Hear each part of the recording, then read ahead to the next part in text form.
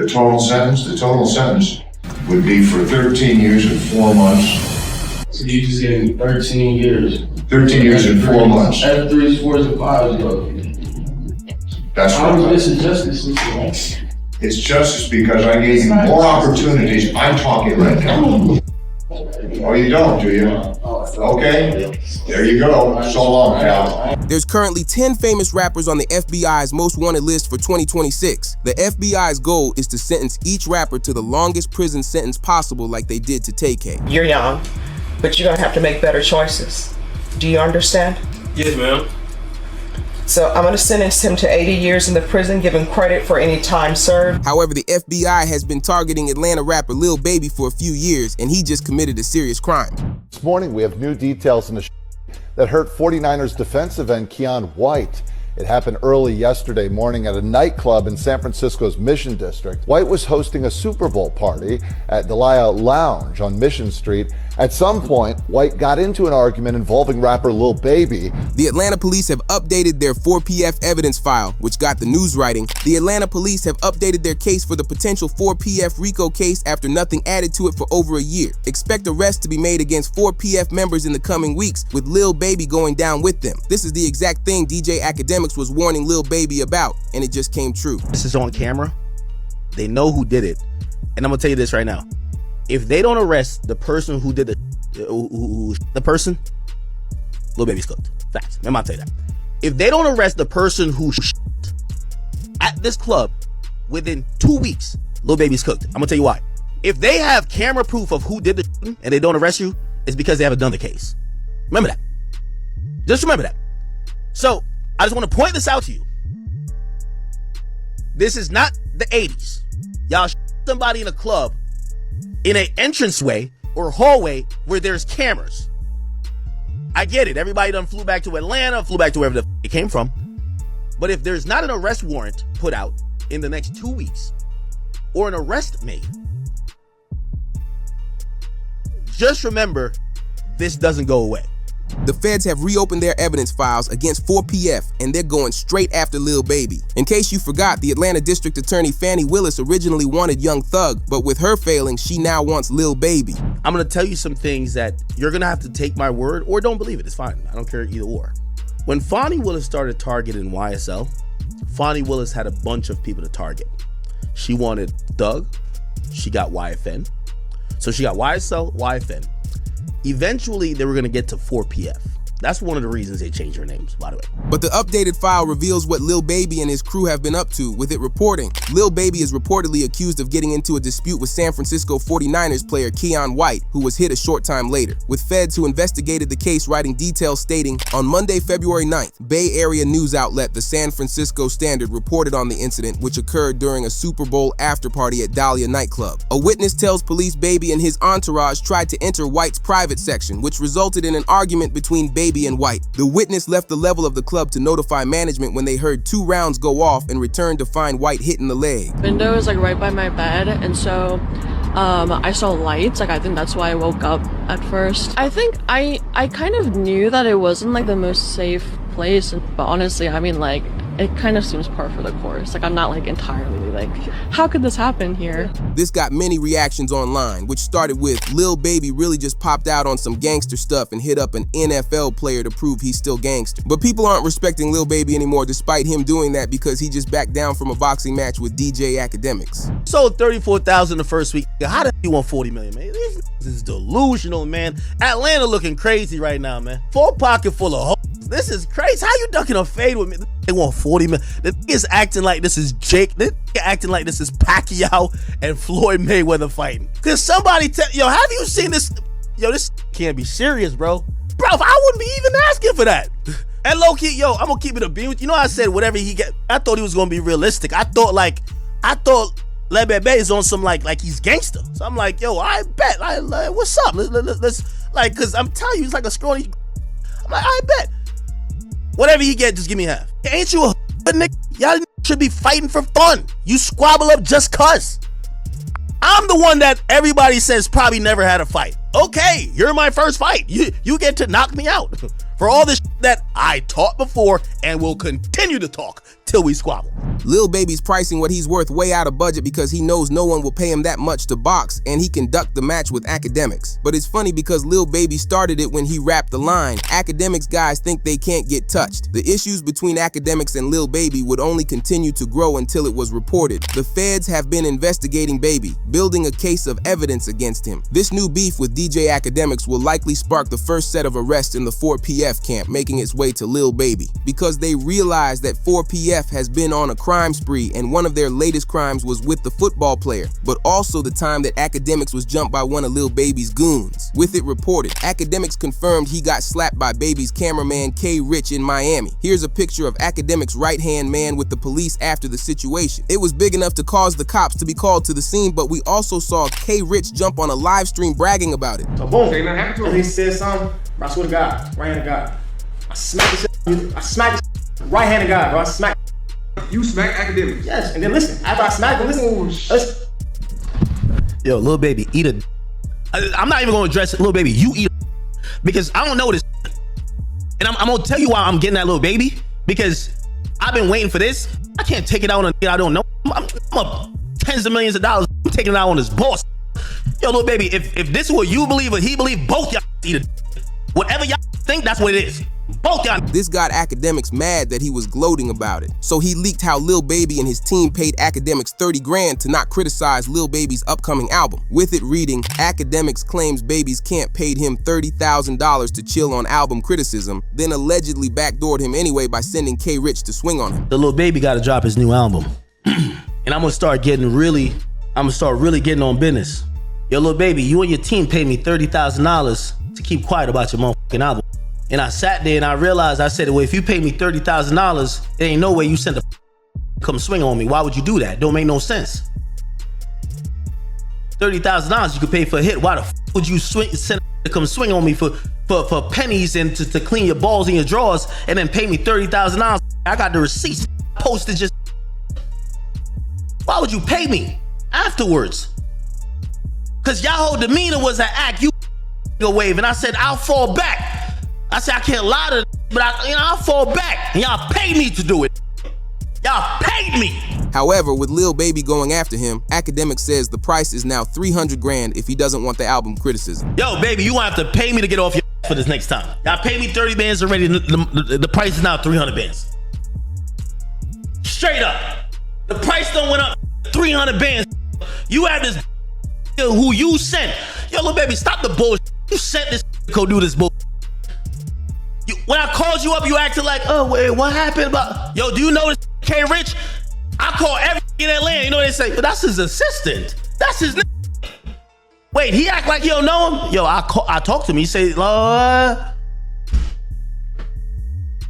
pay me for your album tonight. Yo, I'm on your forever. Remember that. So listen, I'm only saying this because I think this little K Rich thing, I'm gonna go back and forth with him. Let me tell you this, I'm gonna cost your boss $1 million. I did this to the best of them, and I'm gonna do it to him. The only bad thing for Lil Baby is that K Rich slipped up while going after Academics because he said he was doing it for 4PF. And DJ Academics made it known he wasn't going to let it slide. And baby, you gotta respond to it. I'm gonna make this loud. You gotta respond to this. You're gonna either be pussy or you're gonna stand on it and say, I did backdoor that. You thought it was cool? When I asked you in the morning, you know what you said? So the first thing I said, yo, bro, you know what came up to me? He said some 4PF. You know the first thing you said? Yo, act, chill, act, man, you on that police. You scared of this 4PF. Bet, cool. I said, yo, nah, baby, like this was. So he's like, act, what? You acting dumb. With Lil Baby's team having the Super Bowl incident while also going after Academics is putting him in a bad spot. In case you forgot, they were already bringing up Lil Baby's name in court back in Atlanta because the news reported investigator is on the stand. We are listening to wiretapped calls. Someone mentioned that Baby had tickets on some people's heads. Like, come on, bro, you know what's finna go on. Like, how the hell you can, you know what I'm saying? They ain't even like that, man. Them got tickets on a lot of these folks, I'm telling you. We just heard somebody say these folks got tickets on these people. We know what's going on. First of all, who was that said that about the tickets? Unc, the unidentified male that was being referred to as Unc. And he's speaking with Mr. Sanders? Correct. And what, in your experience, do you know what tickets are? A price on somebody's head. What do you mean by, what do you mean on somebody's head? What is that? Like a bounty. Okay. To have them arrested? Or And who were they referring to in that portion of the call? they were saying that they had heard that Dominique Jones had tickets on a lot of people's heads. Dominique Jones had wanted to have people harmed. Correct. All right, moving on. They're saying Lil Baby committed M for hire, and while they continue to gather proof of it, Lil Baby's freedom looks to be in jeopardy. Even academics heard they are getting ready to pursue 4PF and Lil Baby.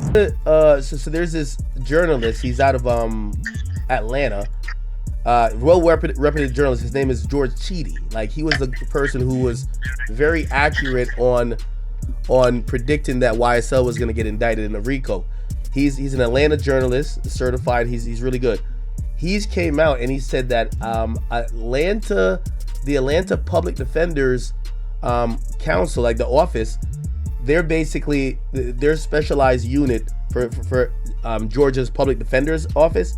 The unit that specializes on gang cases says the office is actively preparing for a racketeering indictment on the 4PF and OMF case. Now, I don't know what OMF is, and that he expects Lil Baby to be indicted. This got Young Thug to speak out on the case, and he called the investigator a straight-up liar while exposing what she looked like, which got academics to reveal the investigator's background further. What Young Thug did to have and this is how you know this 4PF is real. Young Thug posted the woman. This is Marissa Vivierdo.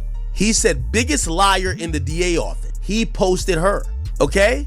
And then he also reposted, all my homies hate Vivierdo. Now, this is someone who is a officer of the law. This is someone who is a government official. When you do that and you're under probation, the government is going to be like, oh, you sending a smoke signal that people should hurt this woman? That's why they're doing a motion to revoke his shit. Why did he do this?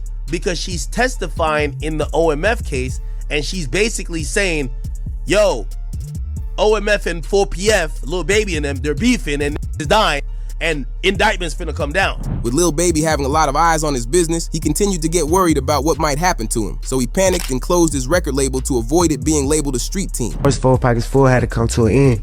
You know what I'm saying? Mm-hmm. When you say of course, I mean, why you say of course? Because the shit that be going on. And I had to start learning that, like, other people's actions I could be held accountable for. Right. I ain't know all that at first. You know what I'm saying? I never would have went that route, but I ain't know. You know what I'm saying? Now that I know, I'd be a fool to just keep the same thing going. They trying to make something out of something that it ain't. Right. Like, if I got any kind of control of, hey, we're gonna switch that whole thing up. It ain't even just about the police, it's just period. You know what I'm saying? Like, I never was supposed to make my label something that I talk about. But it might have been too late because the feds were already blaming Lil Baby for the passings of 2 individuals when his team had nothing to do with it. The Atlanta Police Department is calling out Baby, saying his actions led to the passing of 2 young individuals. During a press conference, the Atlanta PD announced 7 arrests had been made in connection to the passing of Jacody Davis and Lamont Freeman. Major Ralph stated the incidents were part of a street altercation that started with Lil Baby filming a music video, and it got 3 people injured. With them adding on, this team will work relentlessly to hold you accountable, referring to Lil Baby. The investigation aspect of this, Lamont Freeman was allowed to be a 13-year-old for 27 minutes before gang violence ultimately took his life. Gang violence was orchestrated by adults in our city. And cowardly acts of an Atlanta-based rapper that decided to go over into a rival gang stronghold and shoot a music video in a place that he knew he should not have been. And in the subsequent days, we saw and ultimately the deaths of 2 children as a result of his cowardly actions. And you know who you are. And I tell you that this team will work relentlessly to hold you and the persons that you are affiliated with responsible for those actions. While it probably wasn't smart that Lil Baby decided to film a music video on an ops block, it's not like he escalated the scene in any way. Between the bullets, it was nothing but pop, pop, pop, pop. At least 25 fired. Yeah, it was terrible. It was just a concert. I was waiting for Lil Baby to come buy my tacos up. It goes to show that the feds are willing to place all blame on him if it gets them their RICO charge, but the only reason they knew where Lil Baby was because of the lady on the news who posted this video. Where y'all at? We over here kicking it. We got Lil Baby shooting a video around here. We don't know how we do it at Slapping Taco. Baby, there he go, there he go. Y'all see him? He came to get him some tacos, baby. Y'all better pull up, cause you already know how he doing this Slapping Tacos, baby. But what if I were to tell you Baby's being targeted for a specific reason, and it may be to a former friend? Young Thug said himself that he has no idea what his relationship is like anymore with Gunna. I just like to help people, you know. One of those artists was Gunna. You guys did a ton of songs together. Yeah. Very successful on your label. Yeah. He was arrested about the same time as you. I think a lot of people wonder what that relationship is like now. Yeah, I know everybody wondering that. What's it like? I don't know. Fans who looked further into the workings of Gunna's plea deal wrote a tweet going viral which said, "Once y'all learn the entire effects of Gunna snitching in that YSL trial, then you'll realize why Thug and Baby will never be cool with him again. It begins ever since Gunna got released from prison because within that same month, Lil Baby was arrested," with it writing, "Baby was arrested Monday night for carrying a concealed firearm without a permit and was sent to the Clark County Detention Center where he was being held on $5,000 bail." I need 20 bands, call the number for me. Hey, security, the black guy, call the number for me. Locking me up for a gun, but I got license. Security, I give you 200 bands a year, I swear to God, security. Security, I give you 200 bands a year. You don't make 200 bands here. Hey, lady, my check leave at 9:10. Nah, check me good, I got a in my nuts. Check me good, you on the camera, I got a in my nuts, check me good. I gotta go. Alright, y'all let me that cross shoot myself in. Y'all fired. But even academics knew it was coming to Lil Baby because he got a hold of the file which listed upcoming RICO charges and team affiliations, which had 4 PF on it. I've heard 2 of them. Like, I've heard the 2 of them. They're like, yo, these are going first, then these are going first. I've heard the names. And I don't know if I should say it.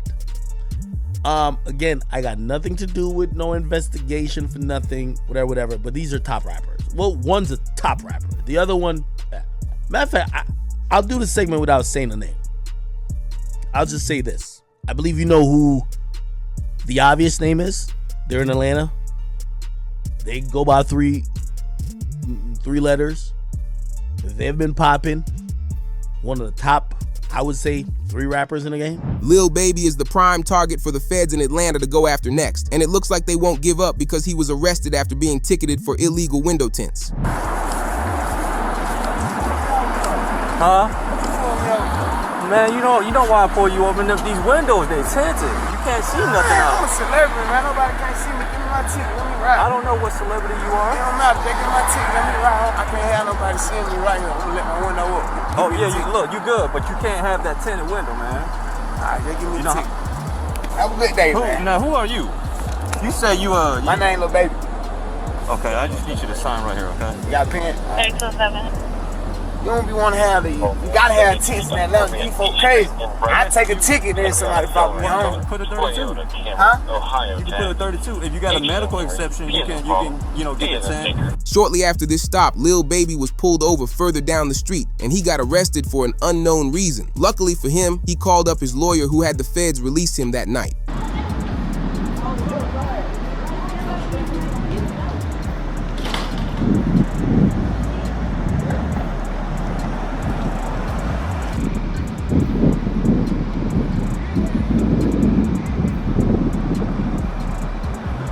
However, Jacksonville rapper Yungeen Ace has been wanted for years. Being high on the list, they finally got him. Jacksonville rapper Yungeen Ace arrested by Jacksonville Beach police around midnight. Hakeem Robinson has been arrested in the 2019 Adrian Gaynor.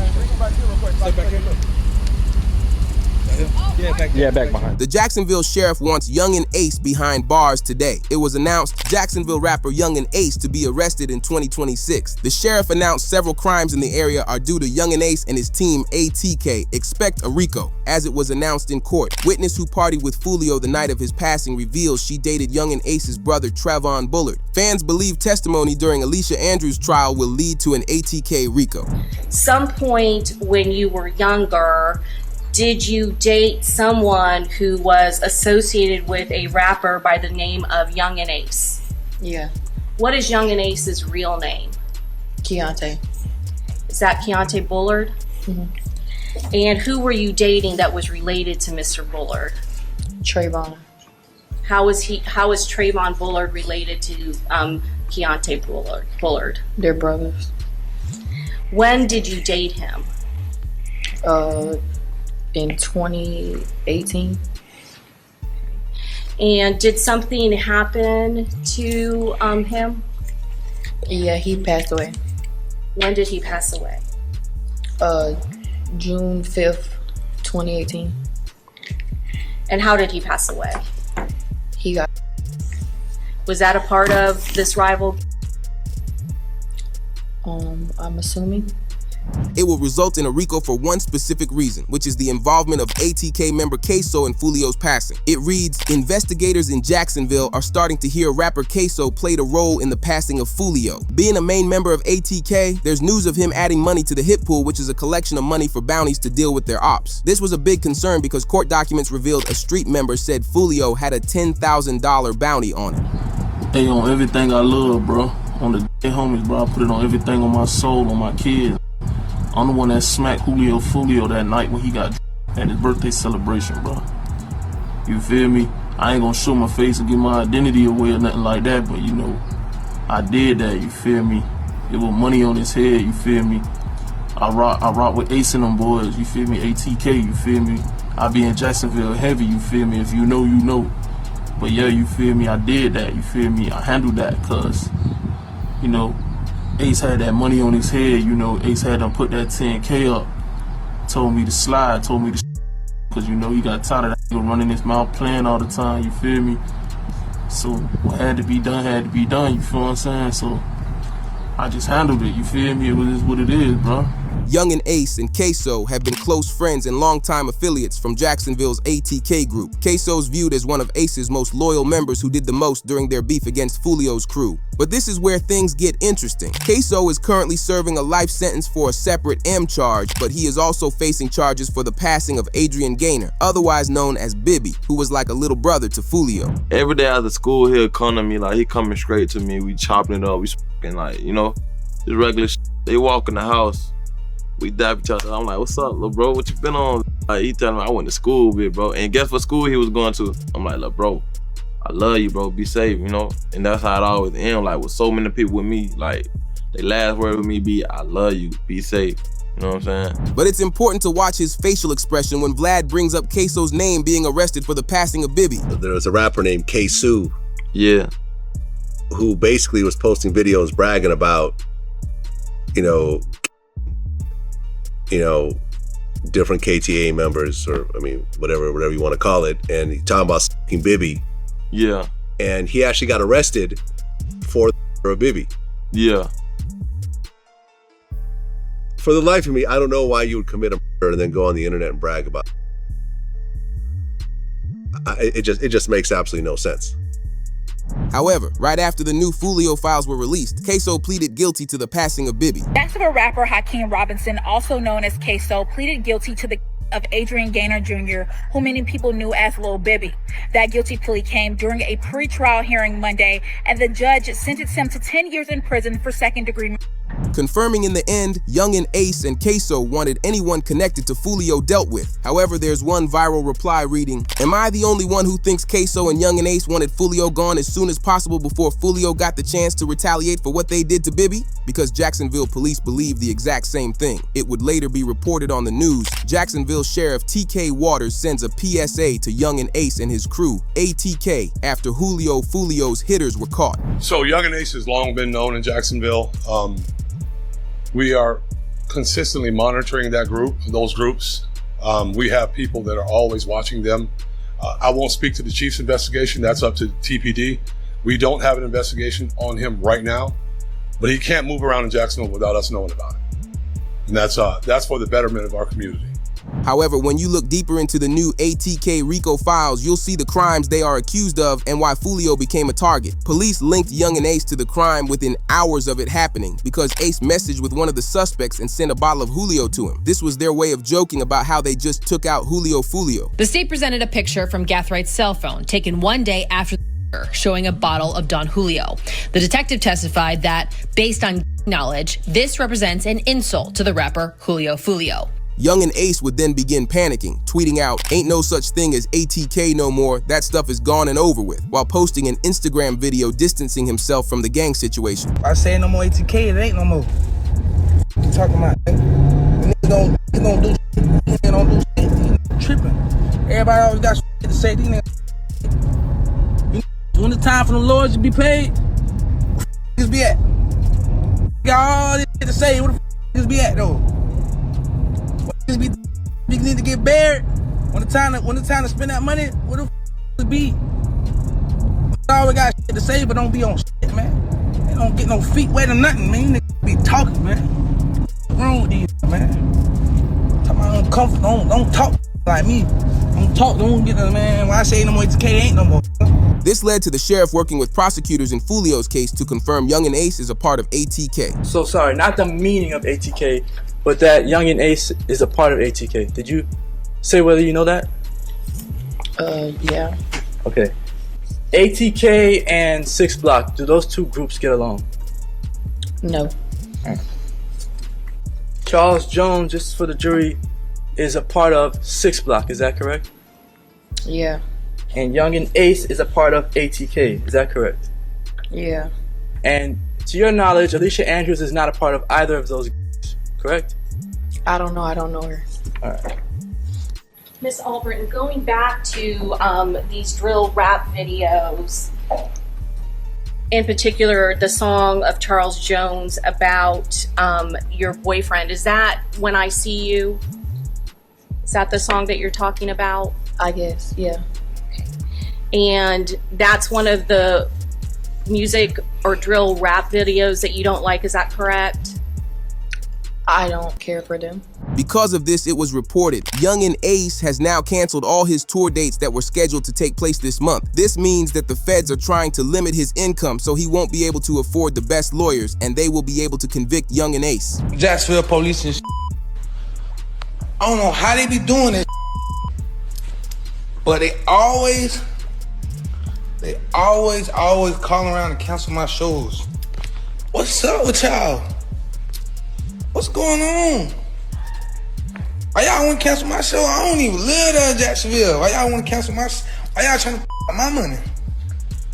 Yeah, man, y'all trying to my life. Cause y'all worry about what I got going on. I ain't with y'all. Y'all canceled all my shows, but I just had a show in Temple. Y'all got my show canceled in Tampa. I had a show in Virginia. I called, got my show canceled up. I had a show in Gainesville. Y'all canceled my show in Gainesville before. Daytona. You feel me? Like, what's really going on? Because of this, academics directly asked Yungeen Ace if he was responsible for what happened to Foolio, where he then reacted with an evil laugh. I mean, some people feel like you were behind that.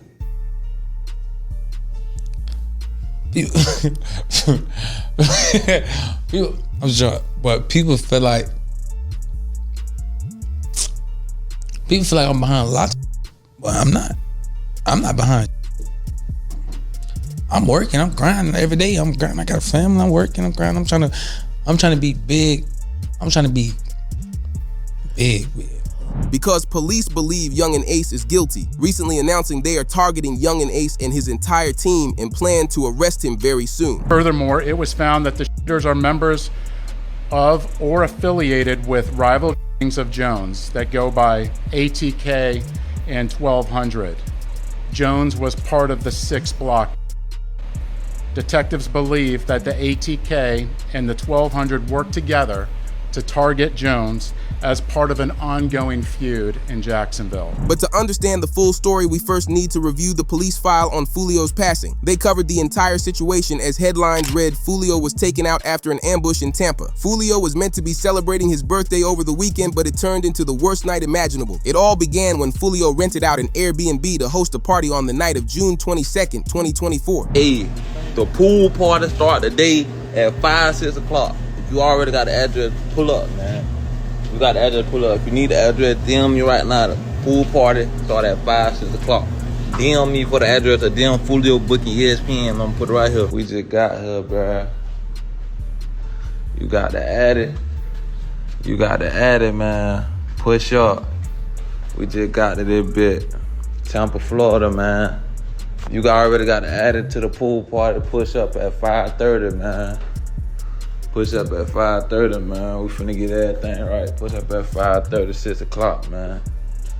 It's up. Fulio showed parts of the party on his Instagram where it's clear they were having a good time. But while Fulio continues to party up, his ops began planning. As this became the first of many mistakes for Fulio, showing millions of followers, including his ops, every move he was making revealing he wouldn't be fully alert if something happened. An hour later, the police showed up to the Airbnb. After calling the landlord of the house, he eventually kicked Julio Fulio and his crew out of the Florida crib. Julio once again went to his Instagram posting his next move. This time, it was a poster for a club, telling people to pull up while also revealing the exact address of the club on the poster. Basically trying to break the record for the most location drops to his ops in one weekend. Once he got to the club, he posted to his Instagram again, showing exactly where he's sitting inside the club in the upstairs lounge. We came deep for my birthday, man. Everybody coming up the stairs. No cap, man. You know what I'm saying? You know what I'm saying? We deep as 20 deep, lit everywhere we go. Giving the ops plenty of time to link up, form a plan, and watch the club that Julio went to. When Julio and his crew finished at the club, they gathered in the parking lot while his manager searched for a place to stay. He found a nearby Holiday Inn down the street and they started heading over. When arriving at the Holiday Inn, sources nearby claim everything was quiet. This was until 2 cars filled with street members pulled into the hotel while 3 people came from the side parking lot to take out Julio. At 4:38, 3 exit a vehicle and walked in the direction of the hotel. They murdered Jones with a hand and 2. This barrage of fire also struck 3 additional victims who miraculously survived this incident. Let's look at this video.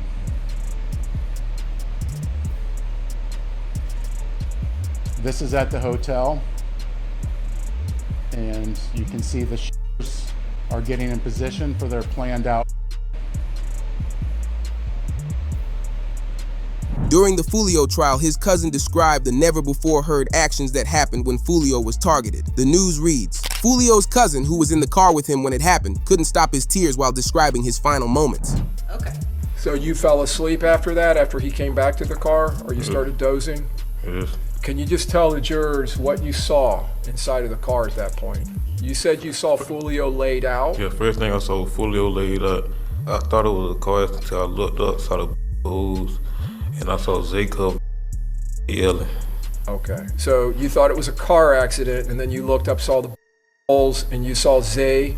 Is that Xavier Edwards? Yes. You saw him covered in? Yes. Okay, so he wanted you to look at his head because he thought he had been hit, and then when you tried to do that, you saw the in your arm? Yes. Where were you? Like on my, okay. Close to my shoulder. Do you still have a scar from that? Okay. Do you recognize that as Charles Jones' black Charger? Yes. Okay. You okay? I'm good. You sure? Yes. Do you recognize the photograph? Yes. But Yungeen Ace wanted to make it known to everybody that he was the one behind the hit. Yungeen Ace dropped Do It, a direct diss track at Julio Fulio after his passing. Meanwhile, Yungeen Ace's right-hand man posted on his Instagram an old tweet from King Von reading, "Game over, we won, stupid." He remixed lyrics from one of Fulio's songs. As Julio Fulio originally rapped, "Went out to eat on his birthday, 4 hit, 3 passed in the worst way. He kept dissing on me, now we hitting 23. Ace took those lyrics and remixed them to say, 4 in the car and one of them gone, 3 got hit. But what was interesting to find out is that Yungeen Ace's mother knows what her son is capable of because she laughed at Julio after he passed. These are my best friend. Hey, chat, y'all know what's going on though. Y'all stop playing with us. Talib, you talking for churches, but you know what the fuck going on, boy, for get on your boy. And we want you that down, Fulio, Ludio, whoever Cheers. Yungeen Ace wasn't finished yet. The news wrote, Foolio's mom says she was targeted 8 times and allegedly named Yungeen Ace as the culprit. So now she's a mother. She's not involved. She was a nurse or whatever the case is. This is what I hear. She got 8 times. The police showed up and asked her, hey, ma'am, who you? Guess who she allegedly said her? Allegedly, she said, I got shot by Yungeen Ace.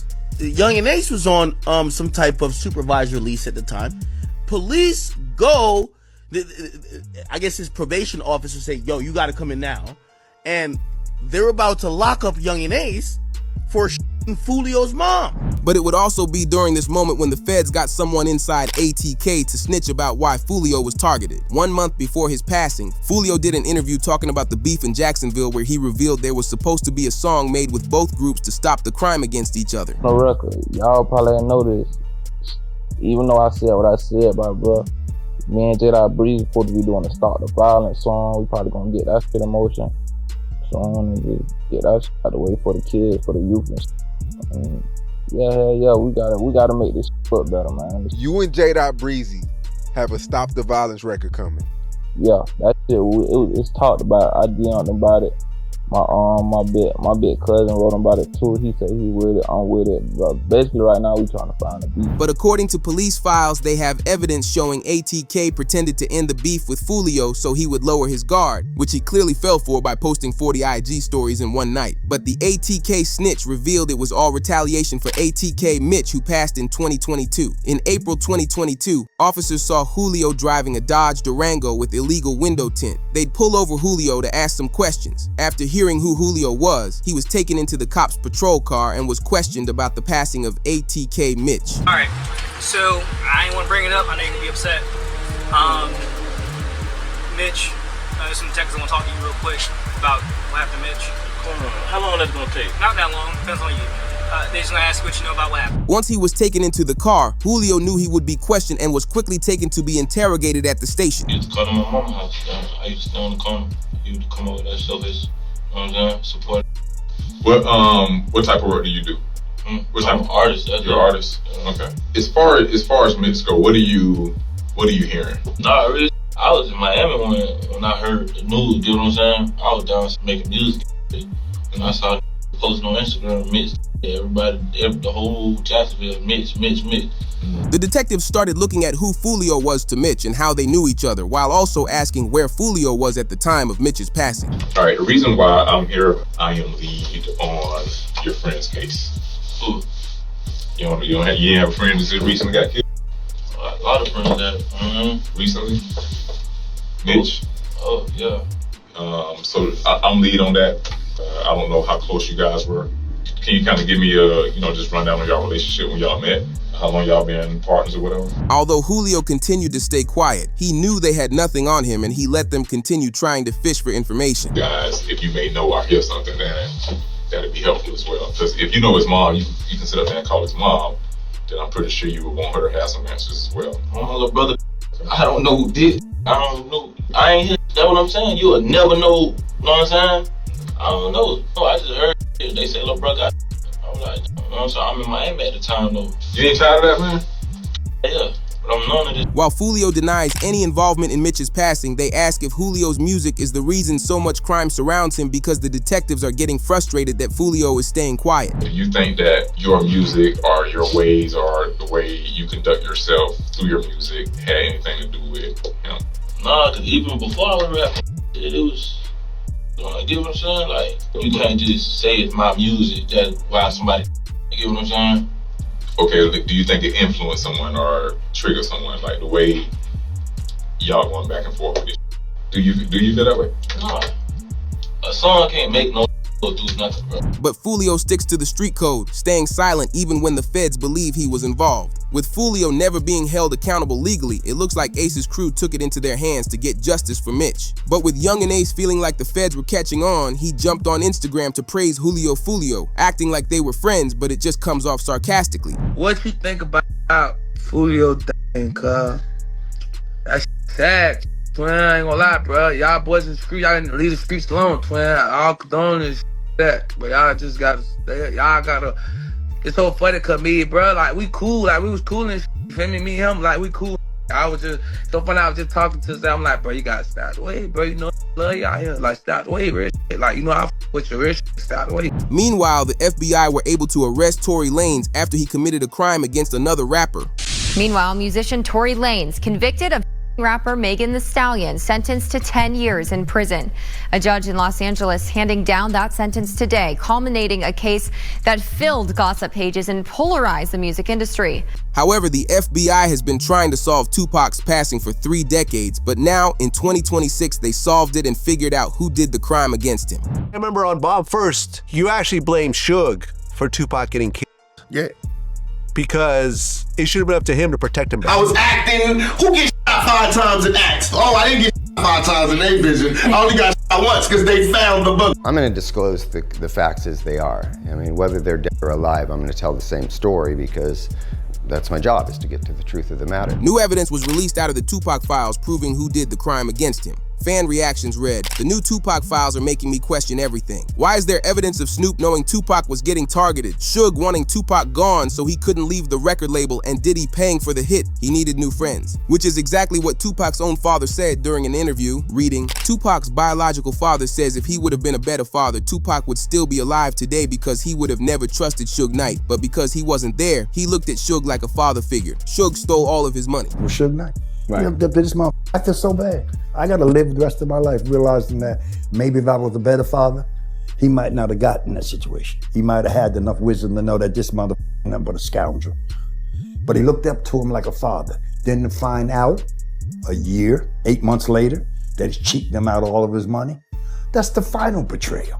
According to the first page of the new Tupac files, on November 18, 1995, Tupac was photographed with Sean Diddy Combs' baby mama, Sarah Chapman. Diddy described Sarah as being the one and called her his dream girl, so when she started seeing Tupac, he didn't like it. This reportedly led to his first attempt at getting Tupac, which police later ignored and swept under the rug. I believe so. I do believe so. I have proved things that I could say that will back up my claim, but this is not for the world to know about. You know what I mean? It's between me and him, and only he knows. So every time he say it didn't happen, or that's the only thing that makes this become an issue to everybody. I was acting. Who gets shot 5 times and acts? Oh, I didn't get shot 5 times in their vision. I only got shot once because they found the book.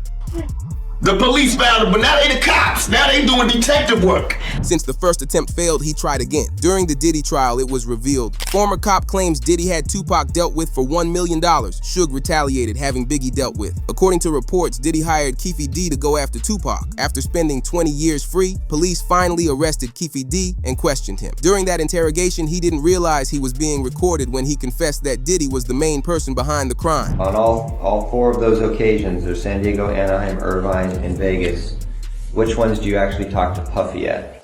Every one. Every one of them. Which of those 4 is it when you talk to him about Tupac? It was really about both of them, either one. It was Tupac and Suge, you mean?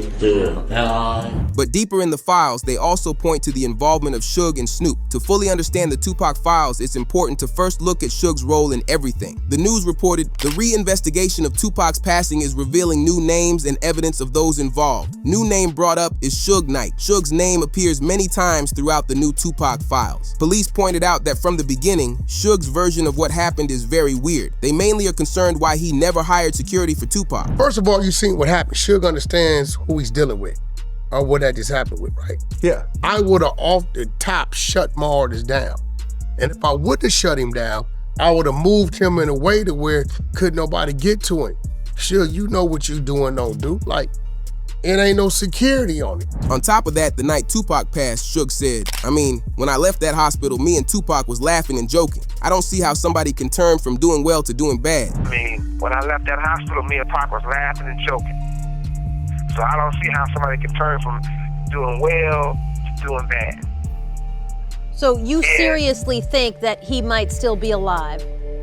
I'm gonna tell you this, Pac, you never know. But this statement raises a big issue because Tupac was reportedly in a deep sleep, so there's no way they could have been laughing together. This led to new police records stating Detective Russell Poole suspected that Knight arranged Tupac's passing before he could exit the label, then framed the rival Crips to throw off investigators. That brings up another question about which well-known Crip member he might have tried to blame for Tupac's passing. One of the most famous in the world is Snoop Dogg. This situation worked out perfectly for Diddy and Suge Knight because Snoop later revealed in an interview that he was originally supposed to be riding in the BMW with Tupac the night he passed. With Tupac, though, in regards to Tupac, I heard a story, did you give him different advice that night on where to go?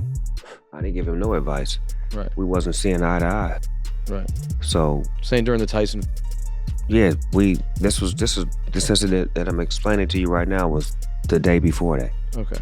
So when they got to Vegas, they went their way, I went back. I mean, when we got to LA, they went to Vegas and I went home. That's why I wasn't in the car with them. Snoop explained that he was supposed to be in the BMW, but plans changed at the last minute and he didn't go. That may have happened because Snoop, Tupac, and Suge reportedly had an argument just a few days earlier. The last time me and Tupac was on the same page, and I did an interview with Angie Martinez, and she asked me, how did I feel about Puffy and Biggie? And I told her that I liked their music and I want to do music with them.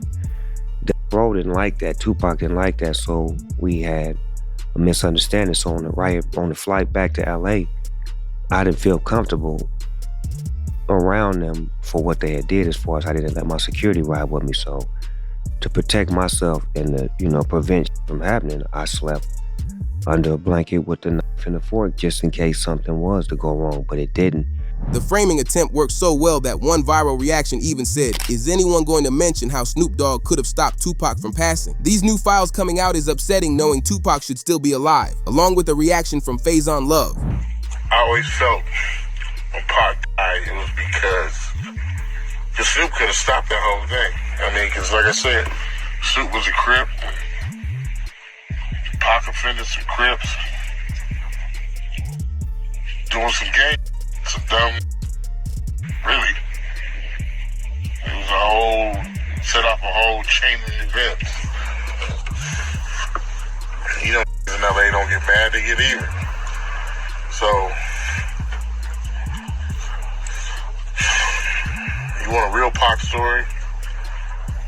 That's my Pac story. If Pac would be alive today if he had stayed allies with Snoop and not cross Snoop. 2 decades ago, Snoop Dogg was very connected to the streets. Some people believe he might have heard a warning that Tupac could be targeted that night and chose not to get in the car. Investigators also found another interview where Snoop claimed that just 2 days before Tupac got targeted, he felt Tupac hated him. I say a week before he died, we was best of friends. 2 days before he died, I don't think he liked me. Why? Because we was in New York, and it happened. New York, they shot at me and did all kind of shit to me, like just the worst you could think of. And I forgave them. And went and did an interview and was asked, how do I feel about Puffy and Biggie? And I was like, I like them. I want to do some music with them. And that just rubbed Cuz the wrong way, like tried to kill me, out at you, and you talking about you want to do a song with them. I wasn't thinking about his emotions. I was thinking about the way I felt at the time. I wasn't into no controversy. I liked his music. They was our friends. We was all friends at one point. This video footage of all of us hanging out. However, the evidence investigators uncovered about Diddy reveals what may have really happened, even leading to a fan reaction claiming Diddy wanted Tupac gone because he wanted to be like him. Tupac was a shining example of everything that Diddy wanted to be, and he was that naturally. He was charismatic, he was sought after, desired, he was very well liked and a naturally likable person. He was charming. He actually had intrinsic talent. He was a star. He was what Diddy tried to force his way into becoming. Diddy, through force, through manipulation, through fear-mongering, tried to become loved and adored and liked, but all he could manage is like a twisted clone of that he was able to garner through fear. But back to my original point, he thought he triumphed over Tupac by when actually what he did was make Tupac immortal. And by Diddy continuing to live and earn more wealth and, in his mind, earn more adoration, he thought he triumphed. He thought he won overall. Investigators began Diddy's file by explaining his possible motive for wanting Tupac gone. This connects to a tweet that said, 50 Cent says it's not over. More unreleased Diddy footage that didn't make the Netflix documentary is coming to YouTube, including footage about how Diddy started a family with Tupac's ex-girlfriend. Diddy has a daughter named Chance Combs with Sarah Chapman from 2006 who famously dated Tupac in 1995. As you saw the picture of Tupac with Sarah back in the 90s, and when this became public information, Diddy was asked about it in an interview. Now, it was this documentary that claimed, which we know wasn't true. Yeah, check this out. We don't talk about things that are nonsense. We don't even entertain nonsense, my brother. So we're not even going to go there, with all due respect, but I appreciate you as a journalist asking. Thank you. Because you, listen, 7 years ago, I'd have been like, yo, did you hire somebody? But no, you do it like a journalist. Yeah, no, I mean, we wouldn't even get into nonsense like that. You know what I'm saying? It's nonsense. Which we never believed, by the way. Yeah, thank you. During the Diddy trial, he was also questioned about his involvement with the news reporting. Diddy faces questions about his alleged role in Tupac's passing after being mentioned 77 times in a new legal filing. According to Keefe D, the hired hitman in the case, everything was done because Diddy wanted it and the job was easier than expected. But what's interesting is that Tupac was apparently never really about the streets. Someone who did Tupac's biography claimed he didn't know how to defend himself or use a firearm. Because he died because all these guys sold him this lifestyle idea, but he wasn't it. He couldn't fight. He had no athleticism. He didn't know how to shoot. He wasn't that guy, but he started to believe it. He method acted it. 100% method acted it. But the physical evidence presented in the Diddy trial surprised people in the courtroom when Keefe D described how Tupac was taken out at Diddy's request. On September 7th, 1996, Tupac was in Las Vegas with the head of his record label, Suge Knight. They went to the MGM Grand to watch a Mike Tyson match, and once it finished, Tupac got into an altercation with Crip member Baby Lane in the lobby. Suge Knight and their entourage went to the Mike Tyson at the MGM Grand. Keefe D and his nephew, Orlando Lane Anderson, and two of their friends were also there. Keefe D told LAPD Detective Greg Kading more than a decade ago, in a proffer that couldn't be used against him, the shooting was retaliation after Tupac jumped Orlando and beat him up at the casino. Surveillance cameras recorded the fight. Tupac was angry that Lane had stolen his necklace years prior in Compton. Tupac, Suge Knight, and the entourage left the casino quickly. Security stepped in and broke up the brawl between Tupac, Suge Knight, and the ops. After that, Tupac and Suge returned to their hotel to change clothes before heading out to a club to party. Around 11 p.m., they started driving to the club when everything suddenly happened in the street, as explained here. Knew about Tupac's concert at the club 662. Members, including Orlando and Keefe D, jumped in their white Cadillac and started cruising the strip looking for the offender. Before long, they finally spotted Tupac's caravan. At the intersection of East Flamingo Boulevard and Koval Lane, the white Cadillac pulled alongside the black BMW with Suge on the driver and Tupac on the passenger seats. The back window of the Cadillac rolled twice in the chest, once in the arm, once in the thigh. After the incident remained unsolved for many years, police later looked into a concerning interview Keefe D gave on DJ Vlad's show. In that interview, he started describing the moment they spotted Tupac and pulled up next to him. And Bubble Up was the driver, and Baby Lane and Freaky were in the back seat. We was just all in the car together. Just say that. This was the white Cadillac. Yeah. So you guys are driving around, and then you hear these girls say, Tupac, Tupac. Got to the light. We was gonna go drink, and he happened to be hanging out the window. He was hanging out the window like he was in a parade. Tupac. Yeah, he was. So what happens next? You said that as you're driving up towards the BMW, with Suge driving and Tupac in the passenger seat. He also said everything happened very quickly because Tupac began reaching for his firearm right before they did the crime to him, but that report hasn't been confirmed. You said that as you're driving up towards the BMW, with Suge driving and Tupac in the passenger seat, and you said that Tupac pulled out a... It looked like he was reaching, yeah. Yeah, it did. Okay. Yeah. Did you actually... No, once he got the reaching, I got the ducking. So someone from your car That's what happened. started at Tupac and Suge. This suggested Tupac already sensed something was about to happen. Later on, footage from Keefe D's police interrogation that had never been seen before was also shared during the interview. Lane starts. You say Suge looks over, he sees you. He looks right at you. Yeah, he looks at me. Okay. When he looks over at you, and then Tupac's busy getting. Evidently, the story is Tupac's trying to either get out in of the back seat or something. Yeah. What do you see happening inside of their car? I seen him going Suge head. I thought he was. So Orlando across Dre.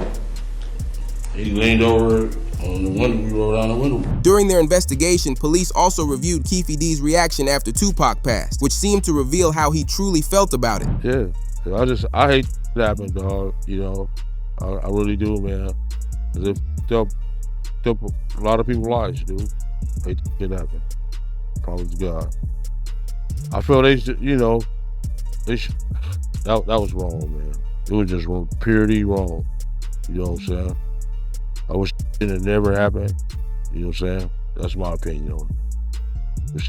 It never happened, dude. But this is where the files begin to get strange because the gaps in the story make some people believe Tupac might still be alive. An officer once claimed in an interview that Tupac was actually an industry plant meant to help stop the rivalry between the Red and Blue Street team. Well, it turns out when I talked to Tupac's longtime mentor, political mentor, former Black Panther Chokwe Lumumba, who was his first business manager, he's told me, I basically asked, well, was Tupac only pretending to be in order to appeal to gangs and politicize them? And he said yes.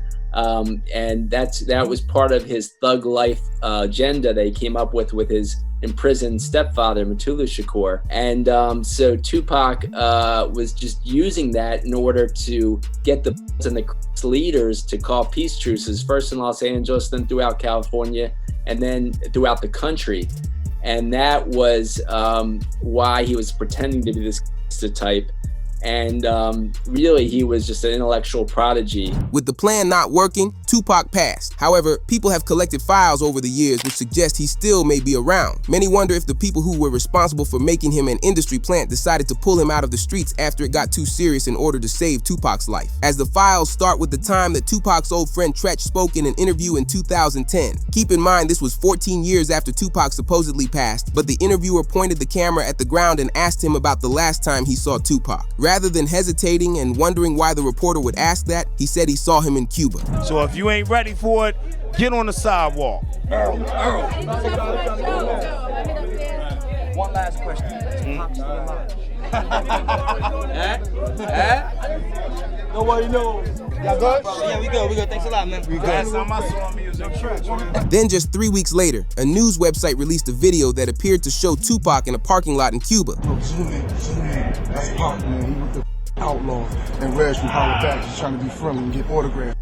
Holla Back exclusive, baby. Holla Back. That moment started the long-running theory that Tupac is alive and living in Cuba. Even Suge believes Tupac is still alive because not only did he say it in the one interview, but he said it in another, which was years apart. So he was conscious on the way to the hospital?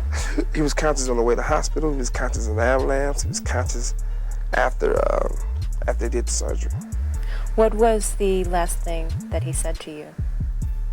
They left. Only a few weeks after he spoke about Tupac again, Suge was targeted in a club where a guy went after him 6 times. But Suge didn't cooperate with the police at all after the incident because he was worried that someone was after him for talking about Tupac. But Suge's son made the same mistake when he posted about Tupac being alive and living in Malaysia. He later followed up on it with a text conversation which showed people were supposedly telling him, "You said too much, time for you to go." But this got him angry, so he leaked photos of Tupac with current day celebrities like 50 Cent and Beyonce while captioning the post, "He never left us. They'll be after me soon." While some people think this was just a stunt for his son to get attention, others believe the claims could actually be true, considering Suge Knight was one of the closest people to Tupac. However, the FBI's made it clear on wanting Lil Durk sentenced to life in prison, but it seems as if he will beat his case. We want to begin now with some breaking news. Rapper Lil Durk is charged in a for hire plot. Durk's trial has been pushed back once again, creating a path for Durk to be released on house arrest, with the news writing, Lil Durk's M for Hire trial was moved to Tuesday, August 25th at a hearing today. 3 of Durk's co-defendants in the King Von revenge case have filed a motion to sever their cases from his trial. This is a big win for Durk, but the reason for the delay is worrying. With it reported, DJ Academics reveals that one of Durk's alleged members confessed to a cellmate who was reportedly an undercover informant that Durk paid him to retaliate for D-Thang. He gets locked up in a cell, and they give him a cellmate. He tells his cellmate who he murdered, how he murdered him, the homie he did the murder with, and who was supposed to pay him for the murder. Thank you. Come again. Perfect. Got him. So he confessed, essentially. He's talking to a cellmate. Listen to how he's talking to his cellmate, chat. Yeah, I had the standard, folk. With a 60 round in that on mic. I let 3 shots out when he first came out. Marley said, yo, wait till he get to the car. I say, yo, tweaking, boy. By the time he get to the car, that's enough time for him to get his pipe. Yo, so now the cellmate, who's a confidential source, is saying, tell me more. Which has lawyers wondering if the feds delayed the trial to prepare for another M charge against Durk. But Durk is losing trust in his members because of the report reading that they're trying to sever their cases from the trial, which means Durk will be by himself when he goes to trial for the M for hire charge, and it will put the focus on him. However, it will be a good thing if Durk has less gang members as co-defendants. As we heard, OTF Diddy is trying to get out of the case. And that's what Diddy did. He's basically saying all this evidence y'all got against Durk got nothing to do with me. Why you got me charged with Durk? And that doesn't mean he's going against Durk. That just means he wants his case severed. And I'm telling you, if it's severed, it helps Durk. Because one of the main connective tissue to this conspiracy is saying that Durk told Diddy to hire. Diddy's saying, I ain't get told to hire nobody. And I ain't hiring nobody. What are you talking about? Why would I hire someone? That's his thing. But with the trial now beginning in August, it leaves him a lot of time to try getting a house arrest release while he waits. As new court files revealed that Durk's lawyers submitted paperwork for a house arrest agreement. The rapper is offering to pay an officer's salary to ensure he stays inside his home at all times and monitors his activities. Durk will be under 24/7 security and will have no chance at fleeing since he'll have constant surveillance. But the prosecutors didn't let the day end in Durk's favor because the judge has allowed the feds to use whatever evidence they want against Lil Durk, as they just approved King Von footage of him being taken out to show Lil Durk's motive for targeting Quando Rondo's crew. Testimony and video surveillance surrounding the death of King Von, and the motion to exclude this evidence was denied, meaning the judge is going to allow witnesses to testify about and allow the video of King Von's to be played at the trial. And this is important because the prosecutors wanted to use this evidence to argue that King Von's is the reason or motive as to why Durk offered this bounty on Quando Rondo. And so with this ruling, the jury will get to see and hear about all of that. But they're mainly allowing this because when Von passed, there were many ops who celebrated online, which only would have pushed Durk further into wanting revenge. When you heard that, considering the back and forth that y'all have had in your own ways, how did you feel? So I kind of happy. You were happy? Can I say I was kind of happy? No, seriously, I was though. It was up. That, you know what I'm saying? Unfortunately, he did. But I was happy as when I found out Von was dead. I cooked for the whole day. For all the people out. When you looked at King Von getting, how did you feel? Considering the animosity between you guys up to that point. Like my real first action. Yeah. Thought I was happy. You were happy. I was happy. But the second reason is because they plan to show Von's passing to the judge to give more context behind the lyrical evidence they'll use against Lil Durk. As Durk rapped the line, "They be on my page like slide for Von, I know they trolling me, y'all just don't know that's how it's supposed to be," which links directly to this Durk interview with DJ Academics, where Durk said no one comments for him to slide for Von anymore, which happened to be after they targeted Quando Rondo's crew and took out Lil Pab. What are you talking about? By the slide for Von comments. I don't know if people still say it. They used to say it, but you also mentioned a song. They'd be like, they be saying slide for Von. I think they trolling me. Yo, by the way, that song is fire. I ain't gonna lie. For some reason, I just don't see the comments no more.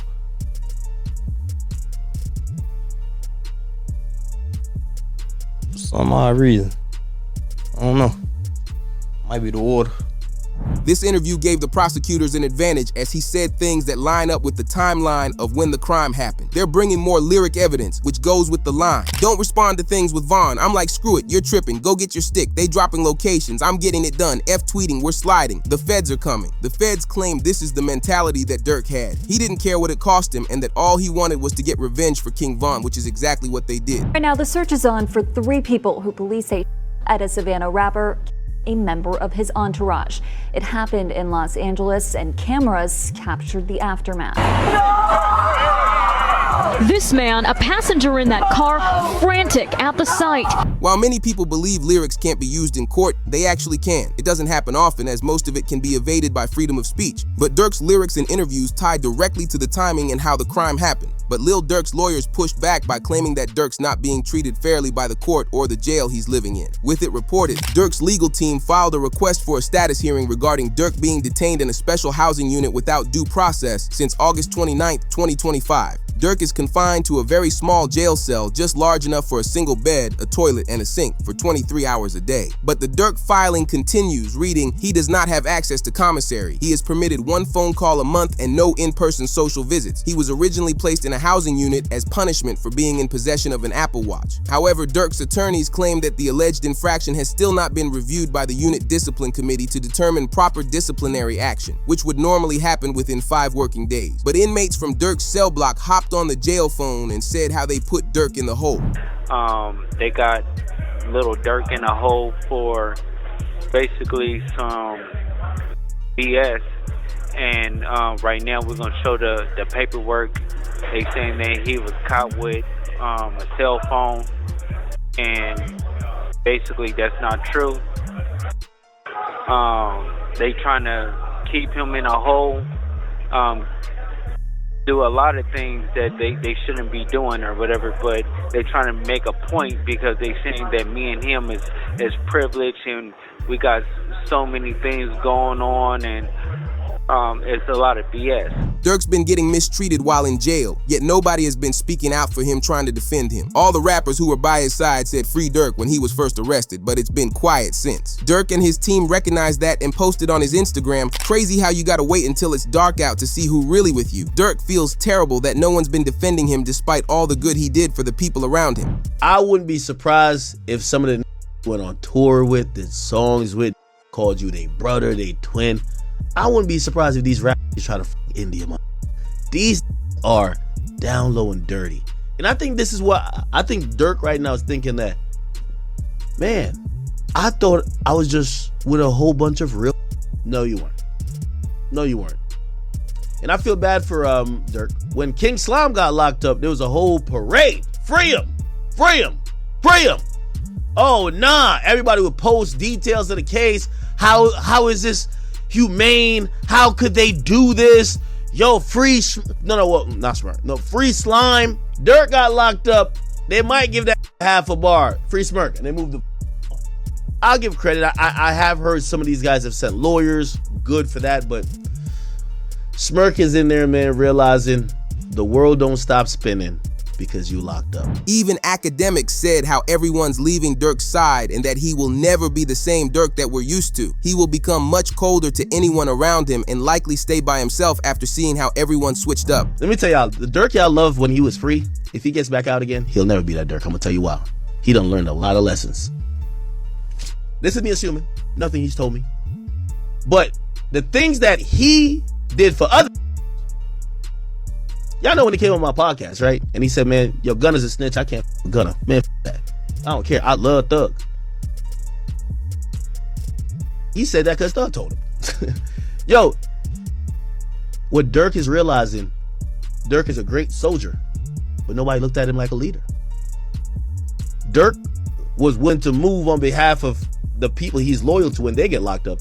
When he locked up, they might drop him as a bar in a song, but However, the feds have now come up with some new evidence they will be using in the trial against Durk, as they entered a file of Durk posing with $1 million in cash back in 2022. This was just months before Quando Rondo's crew was targeted by his team, so they're claiming the money you see in the picture was the actual bounty Durk paid to have his team dealt with. Prosecutors say Durk placed a $1 million bounty on Quando Rondo in 2022. The discovery also shows that defendant Banks used his trusted lieutenants to recruit hitmen to fly to Southern California on August 18, 2022 to get Quando Rondo. Consistent with Durk's promise to reward co-conspirators, defendant Wilson solicited hitmen by promising to pay a $1 million reward on behalf of Durk in exchange for flying to Los Angeles to commit the crime. As official files note how rewarded conspirators got different rewards, some with cash, but others got features in songs, music videos, and lyrics. One of the most speculated songs of this is Durk's song, Block is Hot. But things got more serious when the news wrote, Durk's trial prosecutors say they have several cooperating witnesses who will testify that he was the real organizer of the passings. This caught Durk off guard and clearly rattled him because he was seen the next time in court looking much thinner while also cutting off his dreads. This same court hearing had a lot of Durk's lawyers' motions for the case to be dismissed denied, but they took the motion for a bill of particulars under advisement. But this got a lawyer to react and say that if Durk wants to get out of this case, he can't just use motions to get the charges dropped. He needs to prove his innocence at trial. I'm a criminal lawyer, and I just learned that the rap artist Lil Durk just had his motion to dismiss his for hire case denied. To be honest, I'm not that surprised. Let me tell you guys something. There's only two ways that Lil Durk is rocking out of that federal courtroom on 2 feet. A jury of 12 people says that he is not guilty, or President Trump pardons him. There's no other way that Durk is walking out of that court free. That judge is not going to be dismissing any key evidence. He's not going to be dismissing any motions. He's not going to do anything that significantly helps Lil Durk walk out of that courtroom without having a trial. Now, how and why am I so sure of this? Well, here's the first thing I want to tell you. Most federal judges used to be federal prosecutors, exact prosecutors that are prosecuting Durk. A lot of judges used to stand in that very position. Federal prosecutors can be very biased people, and very rarely, once they put on that black robe and become a judge, do they get rid of those biases, okay? That judge very likely probably thinks that Durk is guilty. He just can't be the one to actually say it. No matter what, the judge will not be throwing out the case, and it got creators online to react to Durk's jail situation. Remo, this is my last no jumper. Durk Tory told me I wasn't supposed to come back up here with that last. Now look what happened to him. That man got kids. You talking about look what happened to him. Definitely not happy about him. I wouldn't be happy if you go to jail, Adam, because I know you got daughter. Break down. There's multiple people who are no longer there for their kids as a result of that Durk allegedly called in. Until they put that on black and white, sir. Stop throwing stuff on a black man who's trying to do something right for the community right now. The feds have already put out a lot of information about this. You don't have to put it out. You don't have to put it out. So this is a major platform. You're not the boss of me. We talk about rap on here. I think it is well within our jurisdiction to talk about the fact that what type of police has been alleged to have ordered them. Free smirk though. Free smirk. But also maybe police platform. There's some police. Just sit down for a little and decide, hey, maybe I'm not anybody else.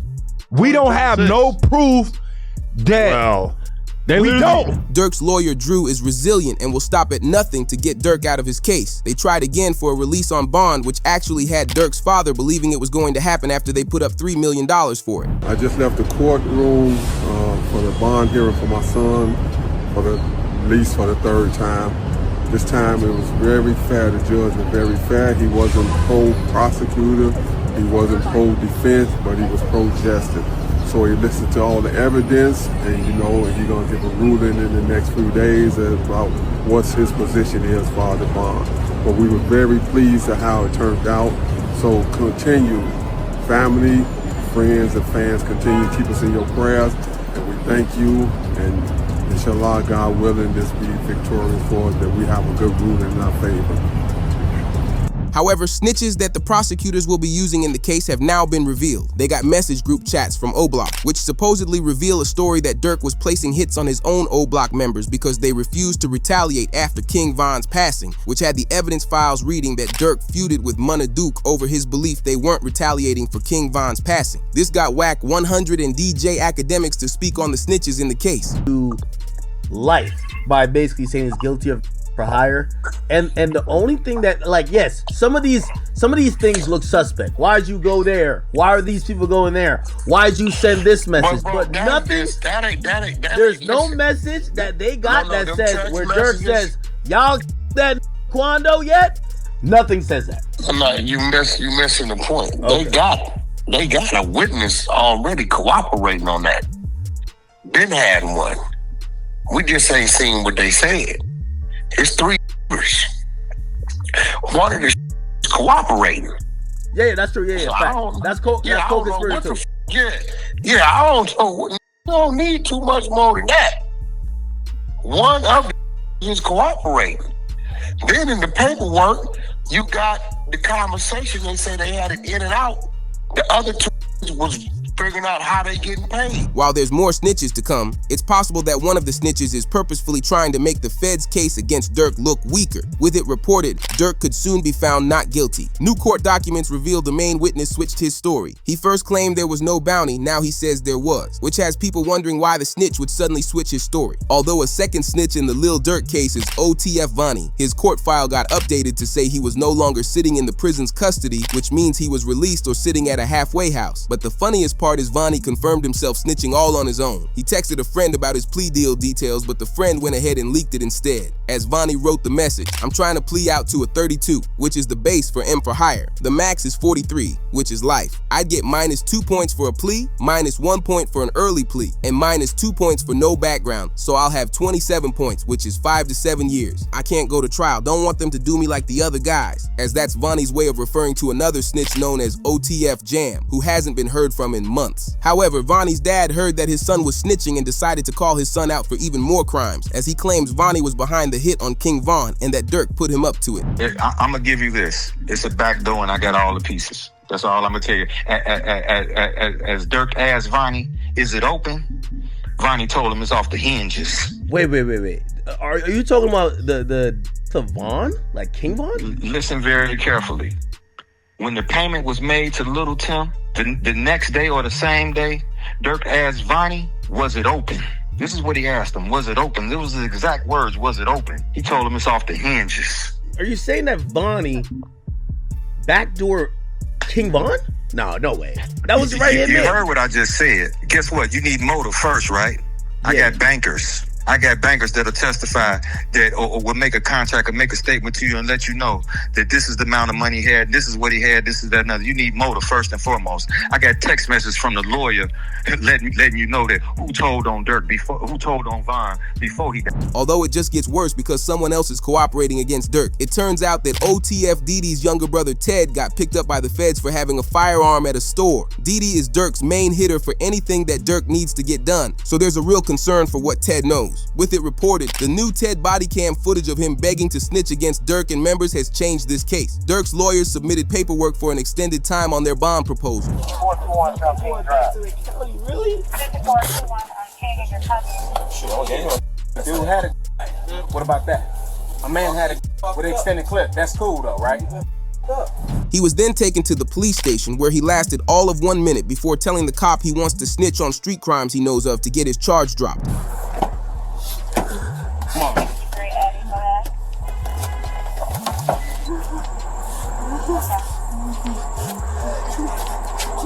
Hey, stop it. Stop it.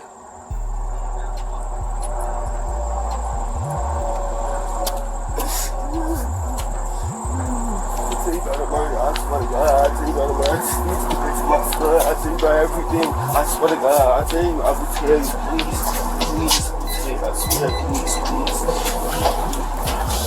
But he went into the police station and got processed before waiting in a cell for an officer to speak with him. You can tell that Ted was not doing good for the entire 30 minutes that he had to spend in jail, which leaves the question, will Lil Durk be able to beat all the case evidence and the list of many snitches who are working against him? Wait, hold on, you gotta relax for me, because I can't understand it. Relax. What's the number? 7 what you saying, man? We're gonna see what we can do for you, alright? We're gonna see what we can do for you. You gotta relax for me. Relax, man. I'm gonna get a bus to prison. Relax. Give me No, I'm saying, what you talking about? I'm trying to get that. However, there's one concerning part about Lil Durk's life. He was exposed by an OTF member for being responsible for King Von's passing, and the FBI are now investigating it. Officials confirmed one of the 3 people shot was rapper King Von from Chicago, who was here last night with friends. Where a total of 6 people were. One of them, a rapper Davon Bennett, who goes by the stage name King Von. We want to begin now with some breaking news. Rapper Lil Durk is... Investigators just found something in the forgotten 2019 court case involving Durk and King Von targeting a man in Atlanta. Evidence exposed by a member's father links Durk dealing with Von, so the case would be closed, and let me explain. If King Von never passed away, Durk would have been sentenced to prison years ago for a different crime than what he's facing right now. In February 2019, a man got hit up near the Varsity in Atlanta. Jewelry, cash, and his Jeep were robbed with cameras capturing the robbery. By June 2019, a judge held a probable cause hearing with the detective testifying that footage shows Durk using rounds from a moving vehicle, and it puts King Von with him in the car. The judge says there's enough to move forward on charges, resulting in King Von being arrested. Put your other hand on top of your head, please. Out here? What? For what? Atlanta? Yeah. Oh. So just face it, and we're gonna just change it. You too, I hate it like this, partner. You ain't never give me no hard time. Man, when you can't explain to your aunt, man, like it's not, we don't know what your case is. We just people that come pick you up. Right. 1 week after that, Durk was granted a $250,000 bond with conditions to not be around King Von, and Von received bond too. But the case got very interesting after King Von passed. In October 2022, Fulton County prosecutors dropped all charges against Durk, quoting the reason for in the interest of justice, as Durk essentially got a get-out-of-jail-free card because King Von was no longer around. But it turns out that Durk might have known the case would get dropped if Von passed, so he set him up. OTF member Vonnie's father claimed that King Von was backdoored by Durk, and he had his son Vonnie orchestrated. I'm gonna give you this. It's a back door and I got all the pieces. That's all I'm gonna tell you. As Durk asked Vonnie, is it open? Vonnie told him it's off the hinges. Wait. Are you talking about the Von? Like King Von? Listen very carefully. When the payment was made to Little Tim, the next day or the same day, Durk asked Vonnie, was it open? This is what he asked him. Was it open? It was the exact words. Was it open? He told him it's off the hinges. Are you saying that Vonnie backdoor King Von? No way. That was right here. You heard what I just said. Guess what? You need motive first, right? Yeah. I got bankers. I got bankers that'll testify that or will make a contract or make a statement to you and let you know that this is the amount of money he had, this is what he had, this is that another. You need motive first and foremost. I got text messages from the lawyer letting you know that who told on Durk before, who told on Von before he died. As academics would then ask Vonnie's father why Durk would want Von gone. Why would Durk want Von? All right, man. Let me give you this. First of all, you didn't sign your rights over. You ain't in no 360 deal. First of all, you can't bring nobody into the business and they surpass you. How you bring me to the table when I pass you up? Don't nobody want their chief spot taken, do they? That's an interesting dude was thing. A slack. He was signing the boys. Von wasn't no slack. That's interesting. I did find out that Von didn't have any contractual ties to Durk like that, which was interesting. I mean, come on, man. He wasn't even signed to him. How's this his friend? He lied on Breakfast Club and said, "Hey, you think your man would be sitting here with $300,000 worth of jewelry on and he not have an attorney? He had a public defender." As court files suggest, this case was closed privately. This means Durk likely made some sort of deal with the courts behind closed doors so it would never go to trial. He even doubled down when the news wrote, Vonnie's father reveals Vonnie allegedly orchestrated Lil Pab and King Von's passings. Oh, no, he ain't take my rights. He ain't respond no back to me because this is on a tablet. He on a jail tablet when I sent that to him. He ain't respond nothing else to him. I told you he can't take my advice because they playing. They made themselves get caught. This is what come along with it. They wanted to get caught. You understand me? So, that's what you meant by trenches paint. Okay. What you mean trenches what?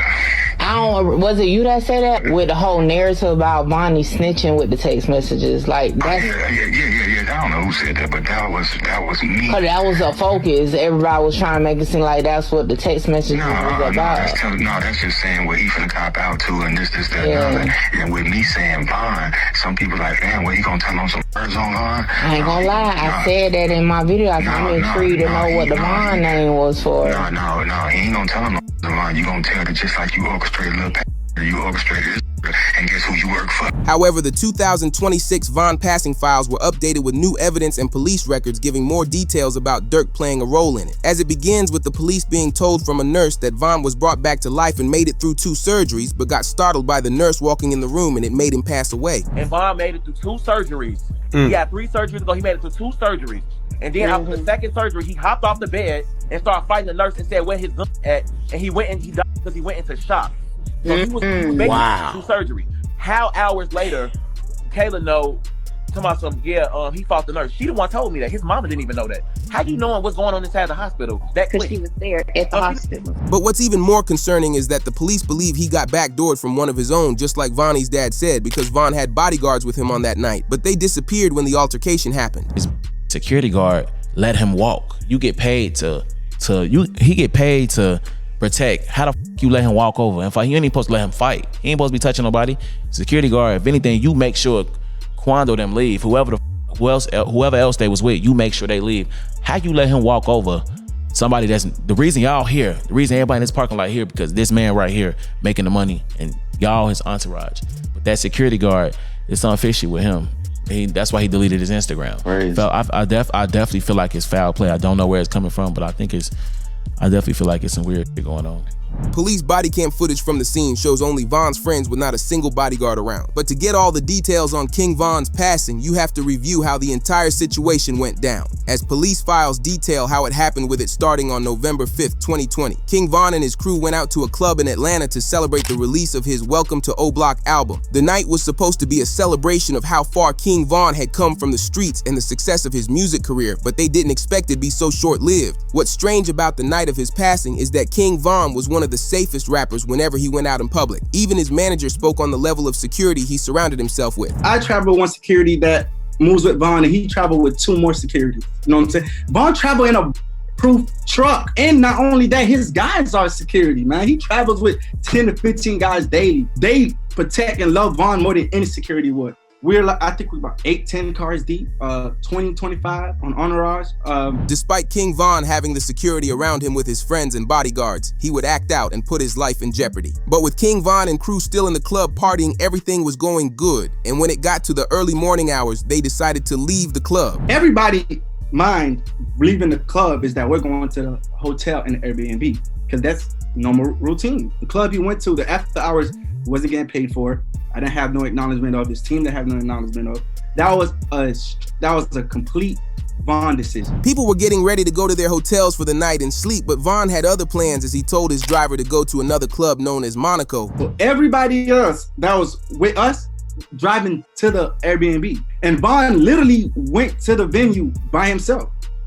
We got a call later from people in the car, like, hey bro, we here by, matter of fact, I think from his DJ was like, hey bro, we here by ourselves. Like, where you guys at? And everybody rerouted to that venue. Luckily, once King Von got to Monaco, the other people in his truck alerted the full crew that they stopped at another club and the rest of them followed. But once Von's manager, 100K Tracks, showed up, he knew that Von wasn't acting like normal. For some reason, Von wasn't himself. This man is like, I promise you, the best artist I ever moved in my life. For some reason that night, it was off. Like, he stayed in the car for like 30-35 minutes. When his manager got in the truck to check on him and convinced him to get in the club, he finally agreed. But before Von went in, they sent in security to make sure it was safe. I went to the car he was in. I was like, yo, Von. Went inside the passenger seat. I'm like, yo, Von, bro, what's going on? Like, everybody here waiting, let's go. He was like, all right, let's go. We're telling security, hey, it's time to go in now. Von's ready. You know what I'm saying? We've been here too long. Let's go inside the club. They check the venue, go inside, check the outside, make sure there's no. While some of his security is checking out the club, one of Von's other members noticed that Quando Rondo and his buddies were sitting in a white SUV in the same parking lot, and that member would quickly relay the information to Von. Now, right before we go inside the club, one of his homeboys, he came to the car and said, hey, so-and-so's here.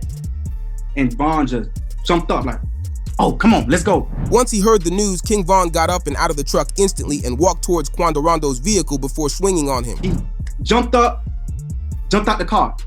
By the time Von jumped out the car, I don't even think he knew where so-and-so was. He just jumped out the car. He bumped into so-and-so.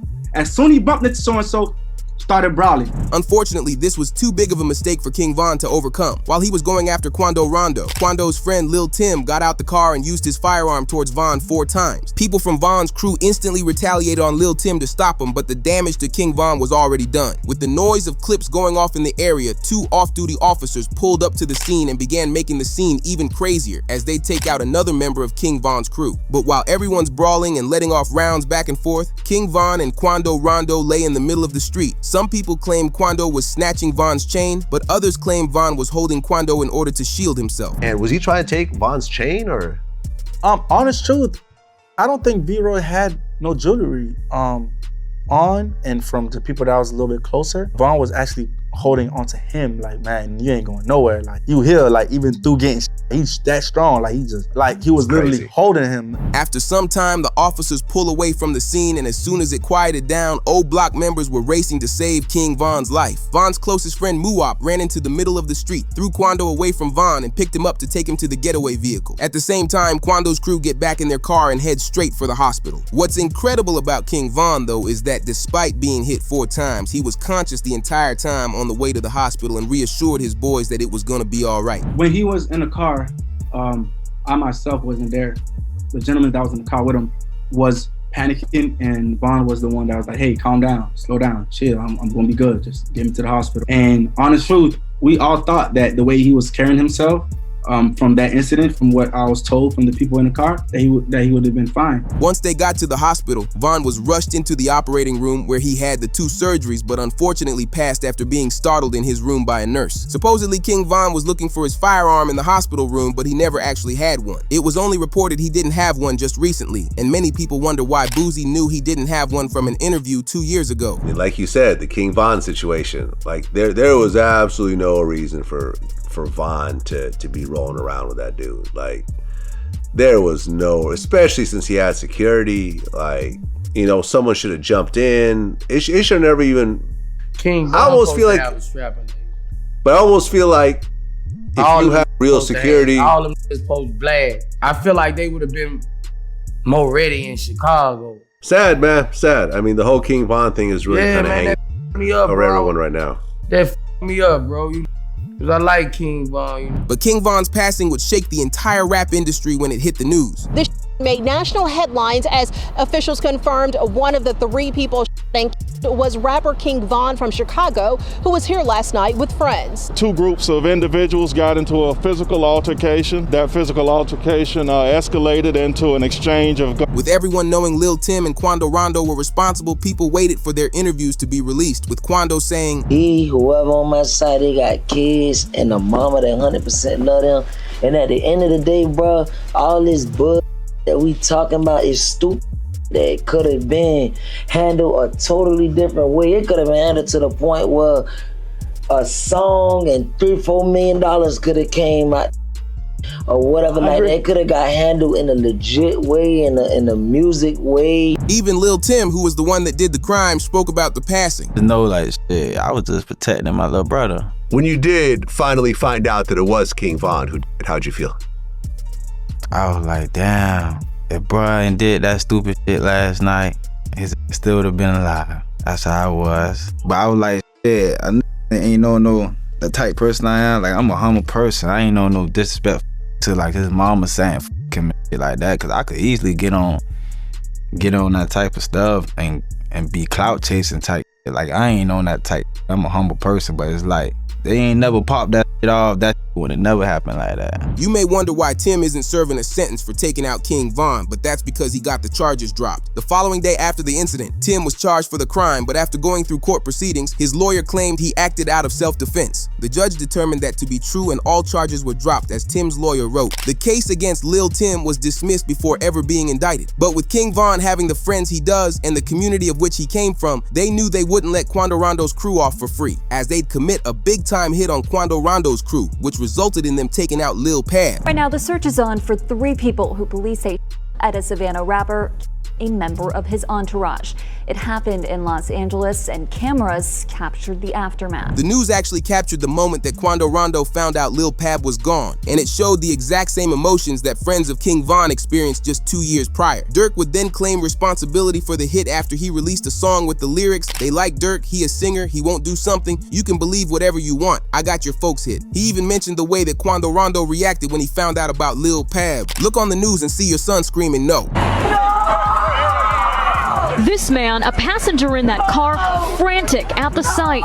However, the most wanted artist as of late is David. This is big because it was always a question of whether or not they were really investigating him and gathering evidence regarding a charge. Hey guys, I know I haven't posted on his account in a little minute, but The judge in the Celeste case just called out David and demands his arrest. This resulted in David reacting to the news. The February 25th court hearing in the Celeste case revealed David is now the #1 suspect. The judge demands David's arrest to face a grand jury in the passing of Celeste. Inside the court files it reads, investigation by the state of California targets David Burke, where he may be involved in having committed 1 count of M. That there is now pending in the Superior Court of the County of Los Angeles the above entitled grand jury investigation by the state of California against target David Burke, wherein target may be involved in having committed the following criminal offenses against the laws of the state of California, to wit, 1 count of This is big. This is big because it was always a question of whether or not they were really investigating him and gathering evidence regarding a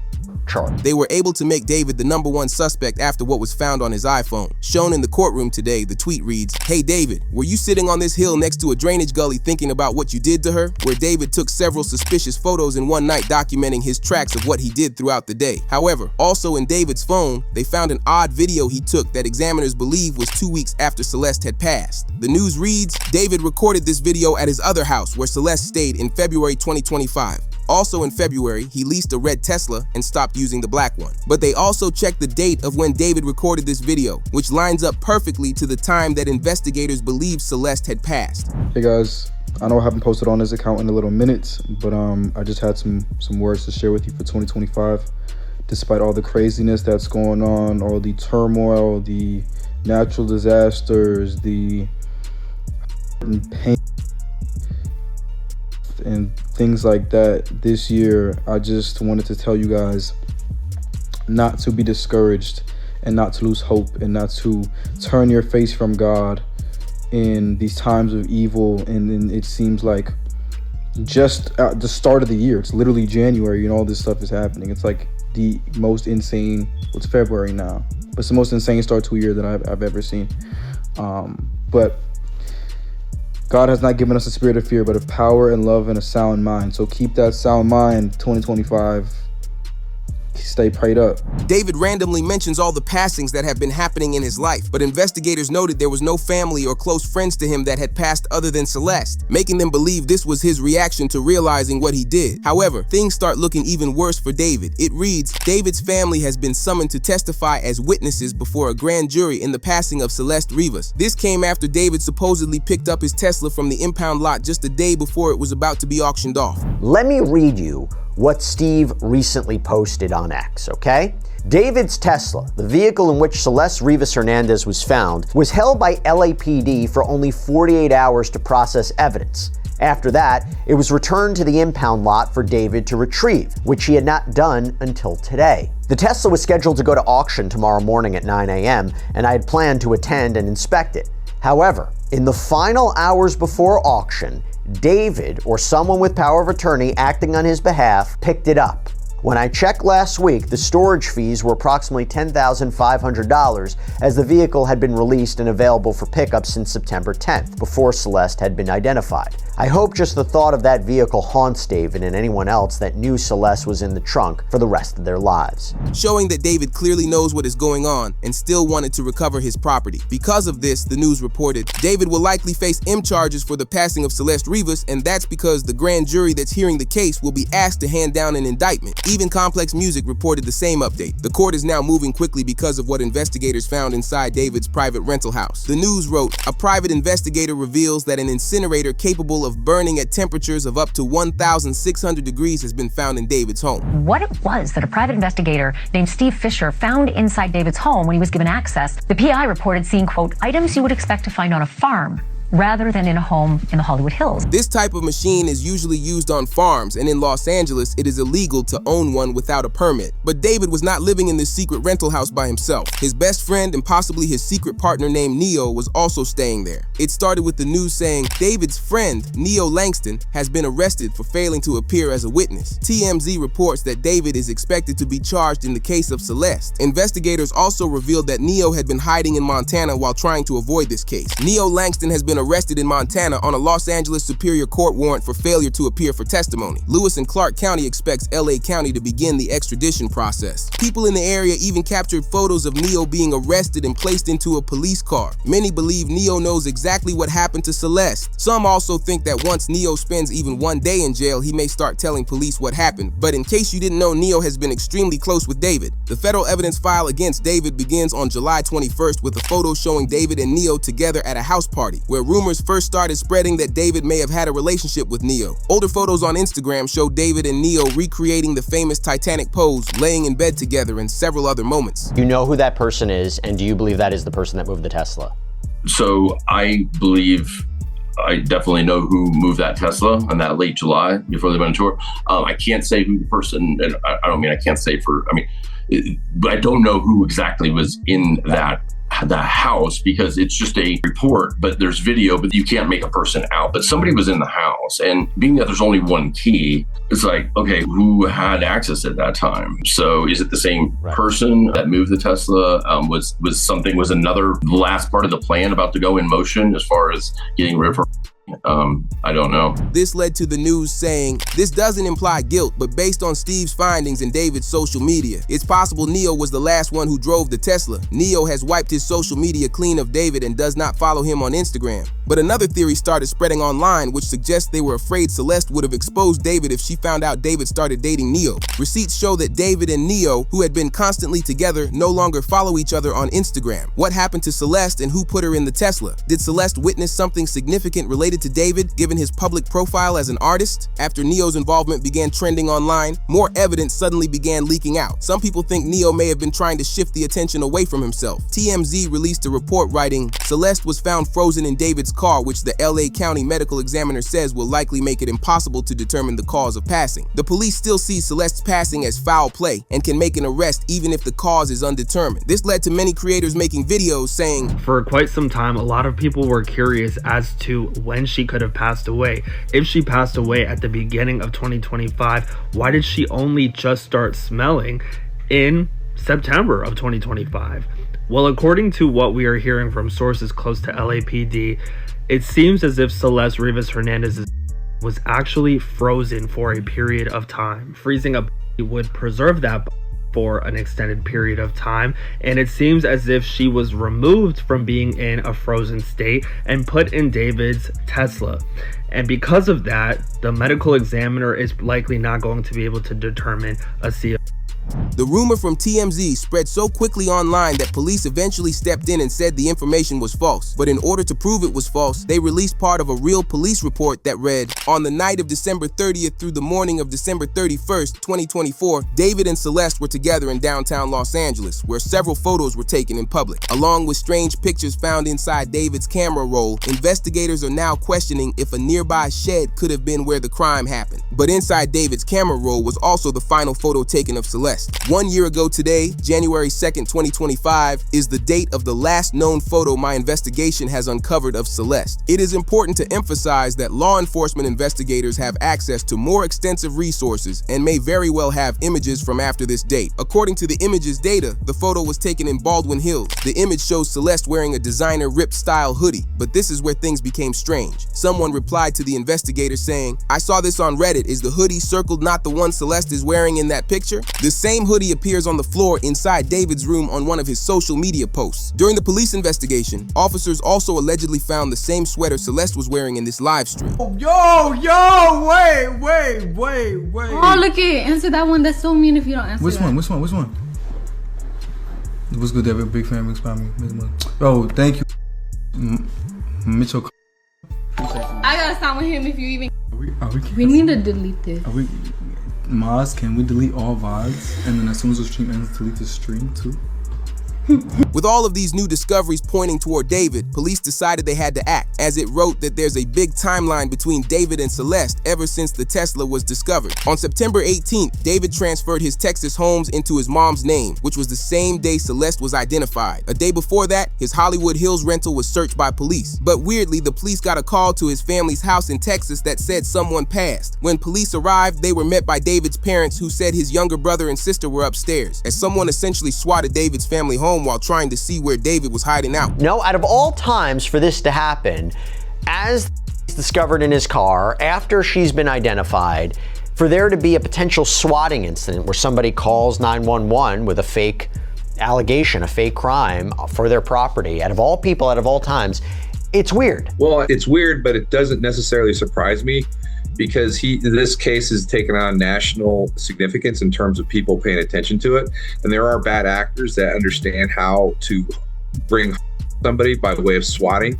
So somebody called the 911 system down there. They found the address online and were basically made up a story for the cops to go there. And then they went in, and fortunately the police were very professional, and they were able to immediately understand that it was a swatting incident and it wasn't a legitimate call. But some people believe this was actually a warning for what's coming next. They think the swatting call may have been used to check if David was hiding at his parents' house. When this information was revealed, a private investigator was even asked where David currently is. Do you have any indication about where David is right now?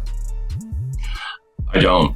I have no idea. And it's kind of bizarre because his group has stayed so silent, what's left of his group, I guess. And I'm not even sure the conversations that the owner did have with his management in breaking that lease. I'm not even 100% sure his management knows at this time where he's at. I think his attorney might be the only one, and his parents.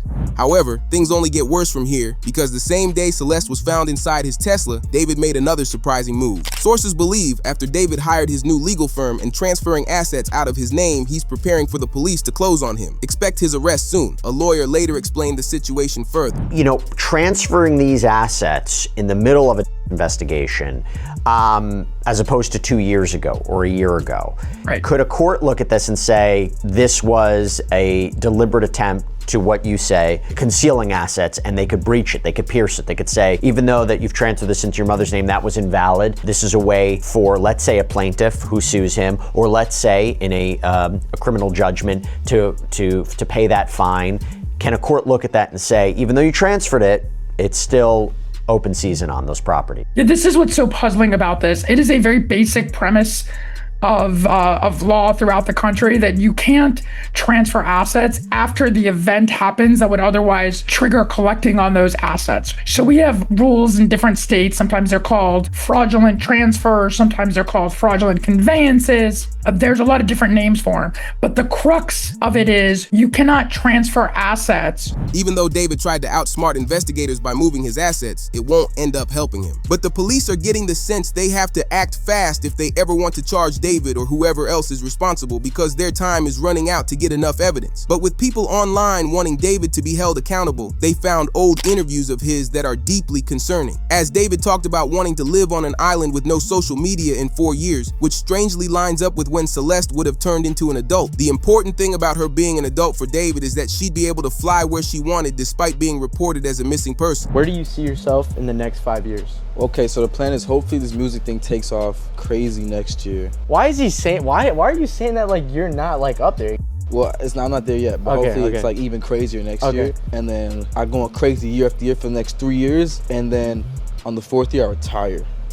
And on the 5th year, I'm off the grid, living somewhere like on an island with this crazy crib. No social media, no digital footprint. I'm just gone.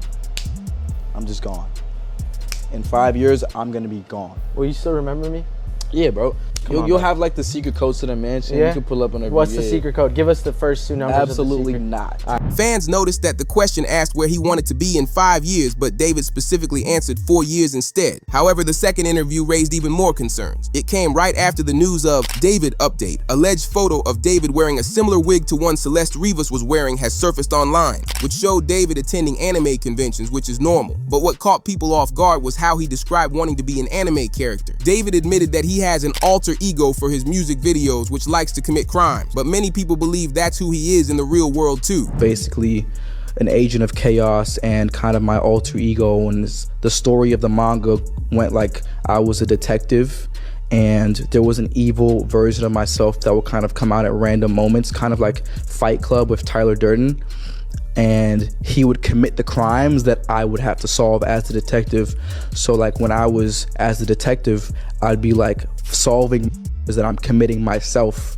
And it was like a cool little story. I didn't think anything would come of it, like it was in the vault for. But one viral reply to this interview wrote, "There's hundreds of crimes he could have used as his example when describing his alter ego, and he chooses to say that. I can't be the only one seeing how obvious this all is, right?" This response quickly spread across the internet, and David clearly did not like the attention. Soon after, he did something nobody expected. If anyone's wondering where David is at right now, he's lurking and has been playing Fortnite just recently. People searched up his Fortnite account on Fortnite Tracker and realized that he had been playing games of Fortnite while in hideout. This got any fans that were hoping he was innocent to turn against him, as one wrote, "There's no way that's David's first response to all of this happening. If he knows he's innocent, he should have gone about this differently." However, comment if you think David's guilty and like the video if you want him arrested soon. Curious how many of you do.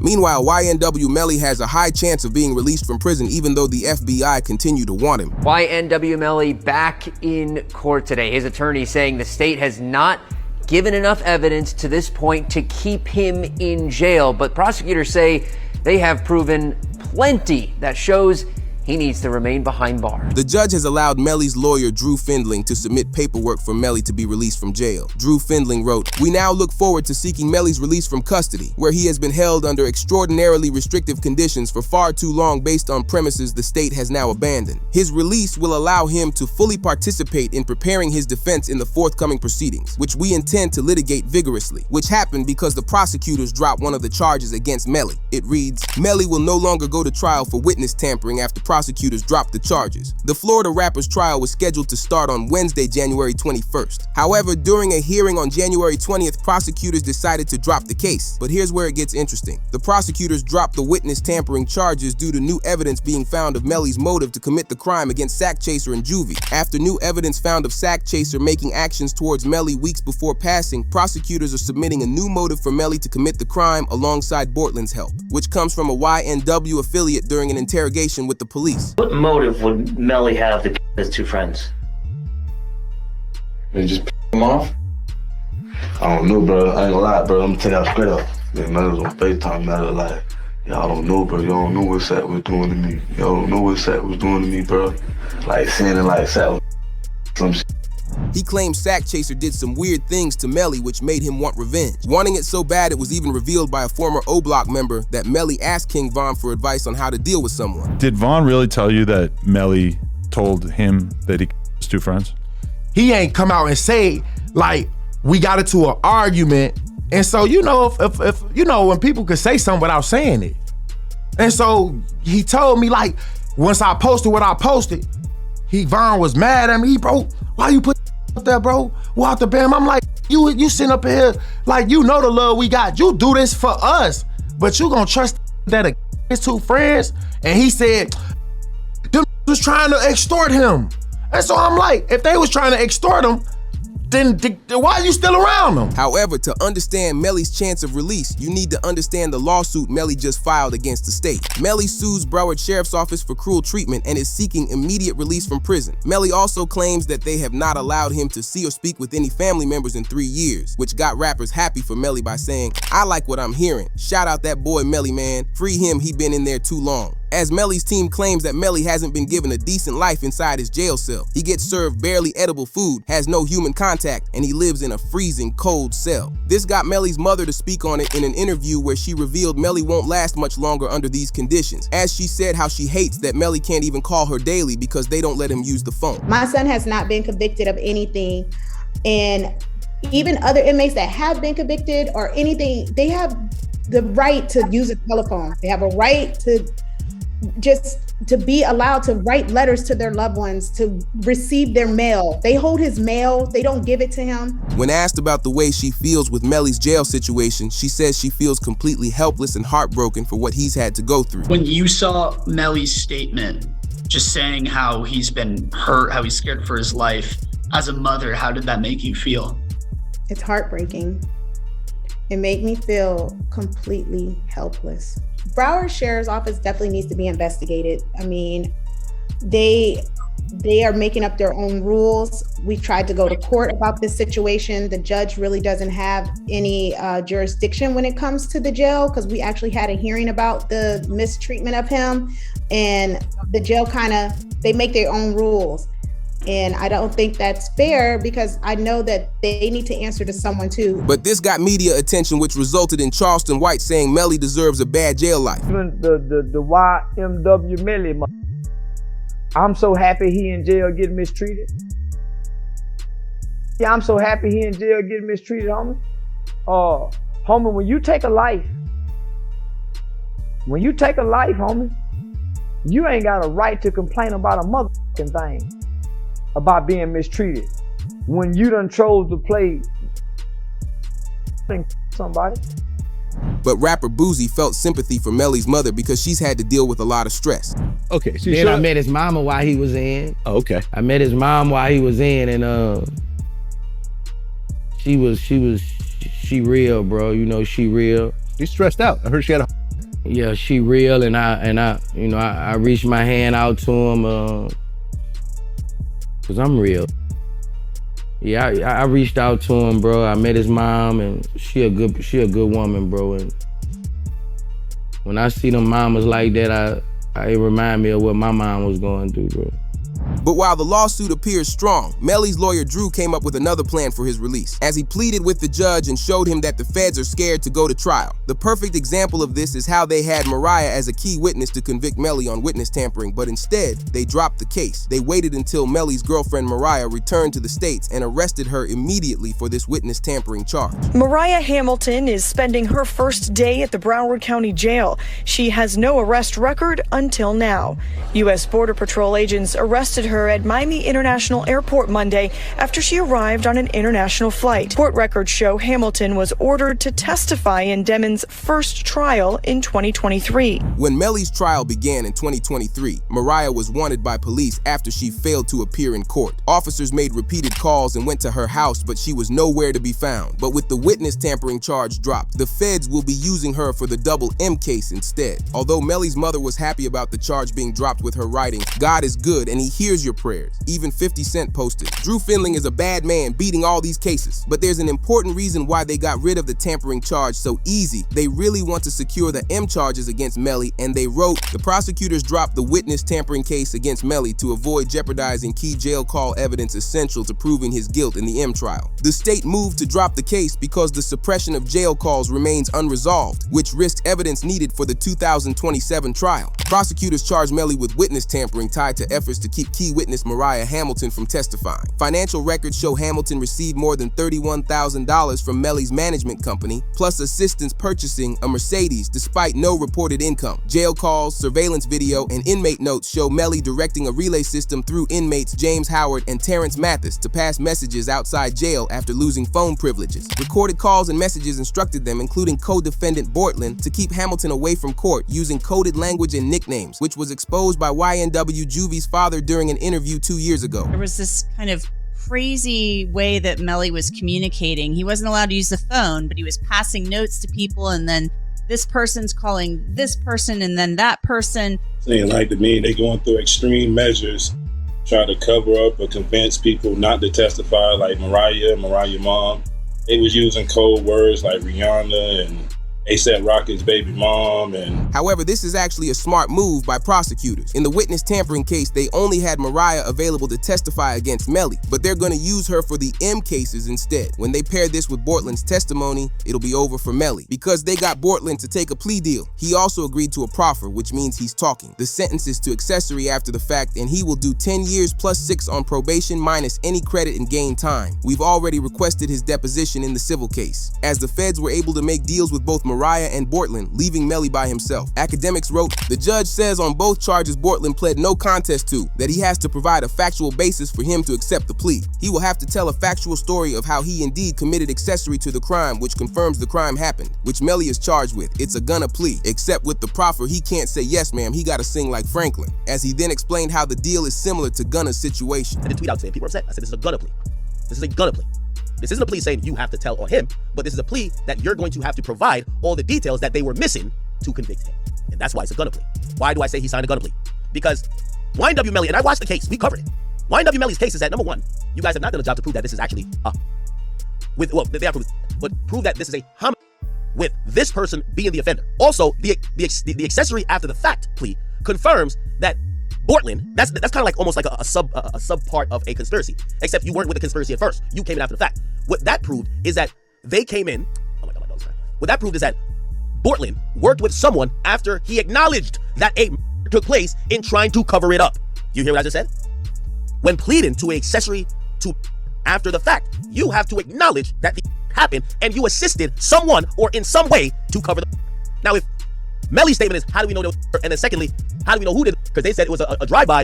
A simpler way to understand Academic's message is that Bortland will have to explain how the crime happened from his perspective, even if he never says Melly's name. Once he explains that Sack Chaser and Juvie passed from something that happened inside the car, Melly will be found guilty. He will be flipping. He is going to be tell-all about anything he knows about the double case, and they will know if he's telling the truth or telling a lie when he gives his full quote-unquote confession as to what happened that evening. And that's what happens. A lot of times where guys are in the prison for 4 or 5 years awaiting trial and looking at a life sentence, and they're offered 10 years where they'll be home probably in another 3 years that he'll serve, he decides to flip and become a cheese eater. And that's what happens a lot of times on these cases. And I was expecting it to happen a lot sooner than it did. He held out for quite some time. But long story short is it looks like he's going to flip. And it makes the case on YNW Melly, depending on what he says, which I anticipate he'll say that YNW Melly is responsible. With both sides now presenting strong arguments about Melly's release, the judge allowed both sides to submit evidence on whether or not he should be released. You tell me if you would free him after hearing prosecutors begin with text messages where Melly admits to the crime. The PC Gambino account asked him if he was okay, and his response was, I did that, and placed a smiley face emoji.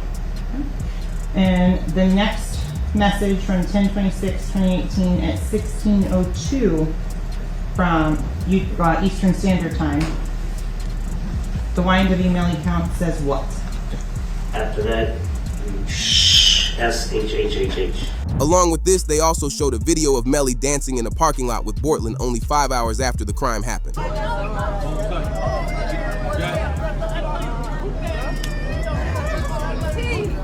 Melly still turned regardless of what happened this early morning. He's still out here being very positive. Turned still. Hey! No, still turned, regardless of what happened. You already know. Showing no sign of sadness over the loss of their two best friends. However, without realizing it, he was also recorded again. About 30 minutes before the crime, Melly was seen leaving the studio and getting into the back left seat of the Jeep. It's important because the documents read, the direction of the rounds traveling from left to right in the car supports the claim that they originated from the back left seat where Melly was positioned. Even Juvie's mother confirmed he was in the back left. Can you state your name, your full legal name for the jury? Leon Phillips. Okay. And are you related to one of the victims in this case? Yes, I am. How so? I'm his mother. And who is that?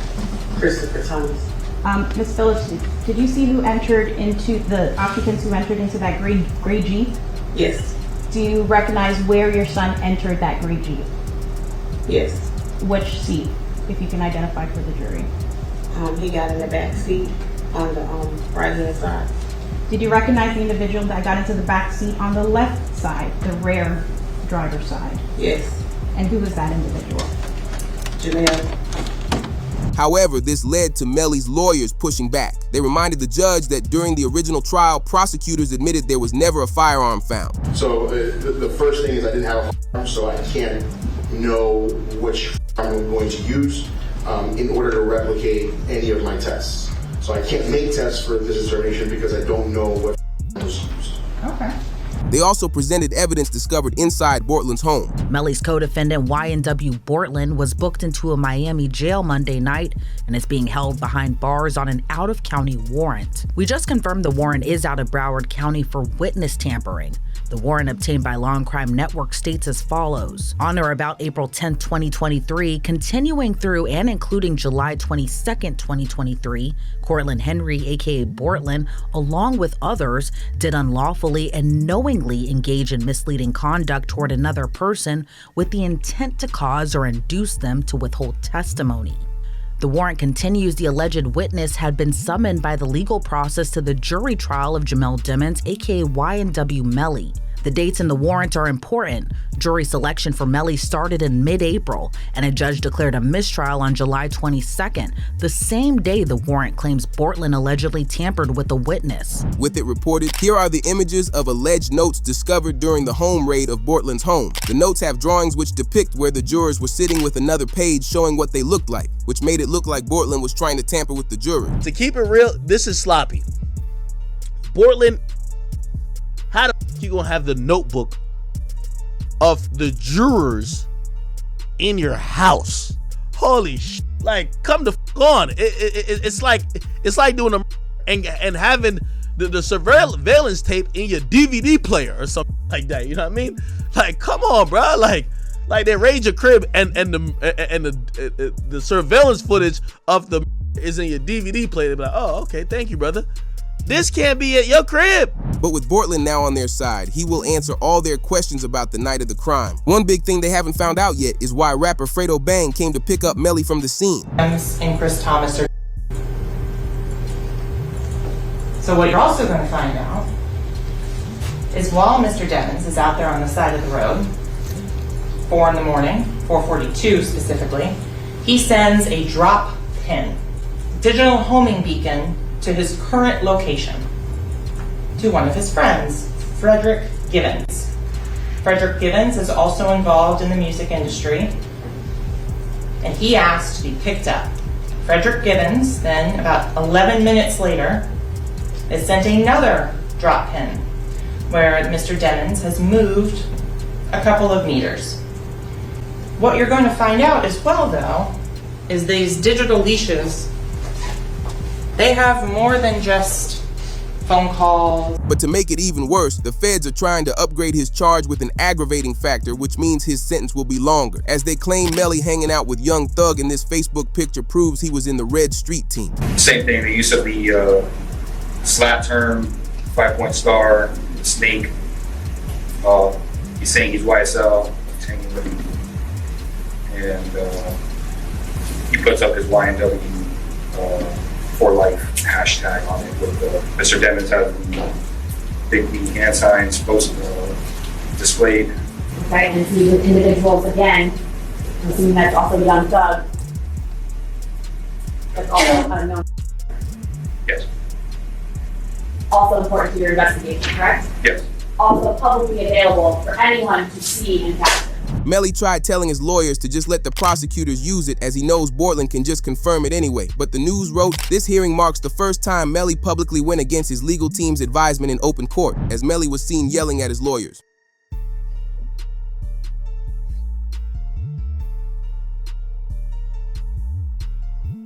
Yes, sir. Against our advice, our client must proceed. People inside the courtroom heard Melly saying, I don't care, I'm not in no gang, they can't prove that. I'm aware that 924-071. Call for an automatic stay while They were aggravators. They go to membership in a gang. There were things that the jury would have to find before going into penalty. Not aggravator, that's the death. Aggravator, that's the gang enhancement itself, Your Honor. That was charged. He was charged in committing the murder for the furtherance of the gang, which is an aggravator. aggravator in terms of the guilt. Something that they would have to find by way of an interrogatory. Yes. However, Pooh Shiesty is being investigated by the FBI once again. And it lands a rapper in jail. 7 Sheldon Fox with the exclusive. Rhode Island says you're wanted with Mr. Williams. You were arrested for pursuant to an arrest. Investigators announced Shiesty broke his probation agreement with the feds, resulting in his arrest. It reads, Shiesty has allegedly been arrested on multiple charges after only being out for 31 days via DJ Academic's live stream, which started when he wrote, "There might be one rapper that got more bodies than me, and that's Lil Boozy." Then only 2 days later, he sent goons after Youngboy.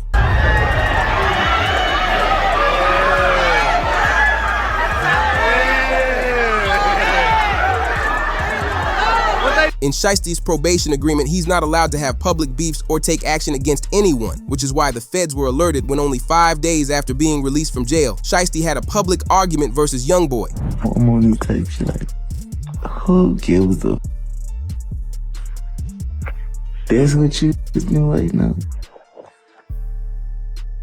Well, all this, what you like? We really live this. We talk about, you hear me? We real deal live this. Stupid. You stupid or what? Go look at our video. Cuz say you the last one standing. Like I said, cuz. The next day after, Shiesty appeared on a stream with Ben. They FaceTimed another streamer named Rakai, who openly said he's Team Youngboy right in front of Shiesty. Don't apologize to me. Man, Rakai, hey, look, man, you gotta, man, just rep anything, man. Just say you something, and then you good. I'm 4K trained. Who? Rakai, what the man? You said what? You could hang up on him, cuz. He ain't no I'm putting you right back. Shiesty made it clear he stands on Lil Durk's side despite him being in prison. The main reason he wanted to do this was because Lil Zay was calling out rappers for flipping sides between Durk and Youngboy, so Shiesty wanted to make his stance clear. Lil Zay Osama speaks on why it's no surprise the industry is switching up on Lil Durk for Youngboy. Nah, for real though, I don't see why this was surprising or new to y'all. Everybody jumping ship because this how the industry is. Nobody in the industry is gonna stick around you when you at your lowest. If they can't get clout, notoriety, money, fame, features, videos, something that they could benefit from off you, they're gonna jump ship. I don't see why it's surprising that everybody is on YB in the industry. That's how it go. They only gonna f*** you when it's beneficial to them. None of these ain't grow up with Durk. None of these ain't friends or real homies with Durk for real, for real. You know what I'm saying? Or they would never change, or they would never jump ship. Because where we from, if you with me, my ops is your ops is mine. Some people don't look at it like that. Some people look at it like I with both parties, I ain't got nothing to do with it. And look, you not wrong for that. You know what I'm saying? Like I said, shout out to the that still done stayed down for Durk, his real family and friends, you feel? Many OTF mutuals also tweeted saying, if you're supporting what Youngboy did, then stay on that side when Lil Durk gets out of jail. But to further prove Shiesty is with Durk, he got mad when someone on the stream didn't even know who he was. Is that my jerk? Oh. Lil Durk. JCV Films with that 5 gifted, bro. I appreciate you. OTF, what you talking about? Why you say it like that for? Come on, get your picture, man, before you get Oh, wait, my phone. Stream picture. Oh, they're going crazy. I think we ain't heard. Yeah. Okay, that's the wrong one. Wrong with her, Chase. He talking about who again? This Lil Durk.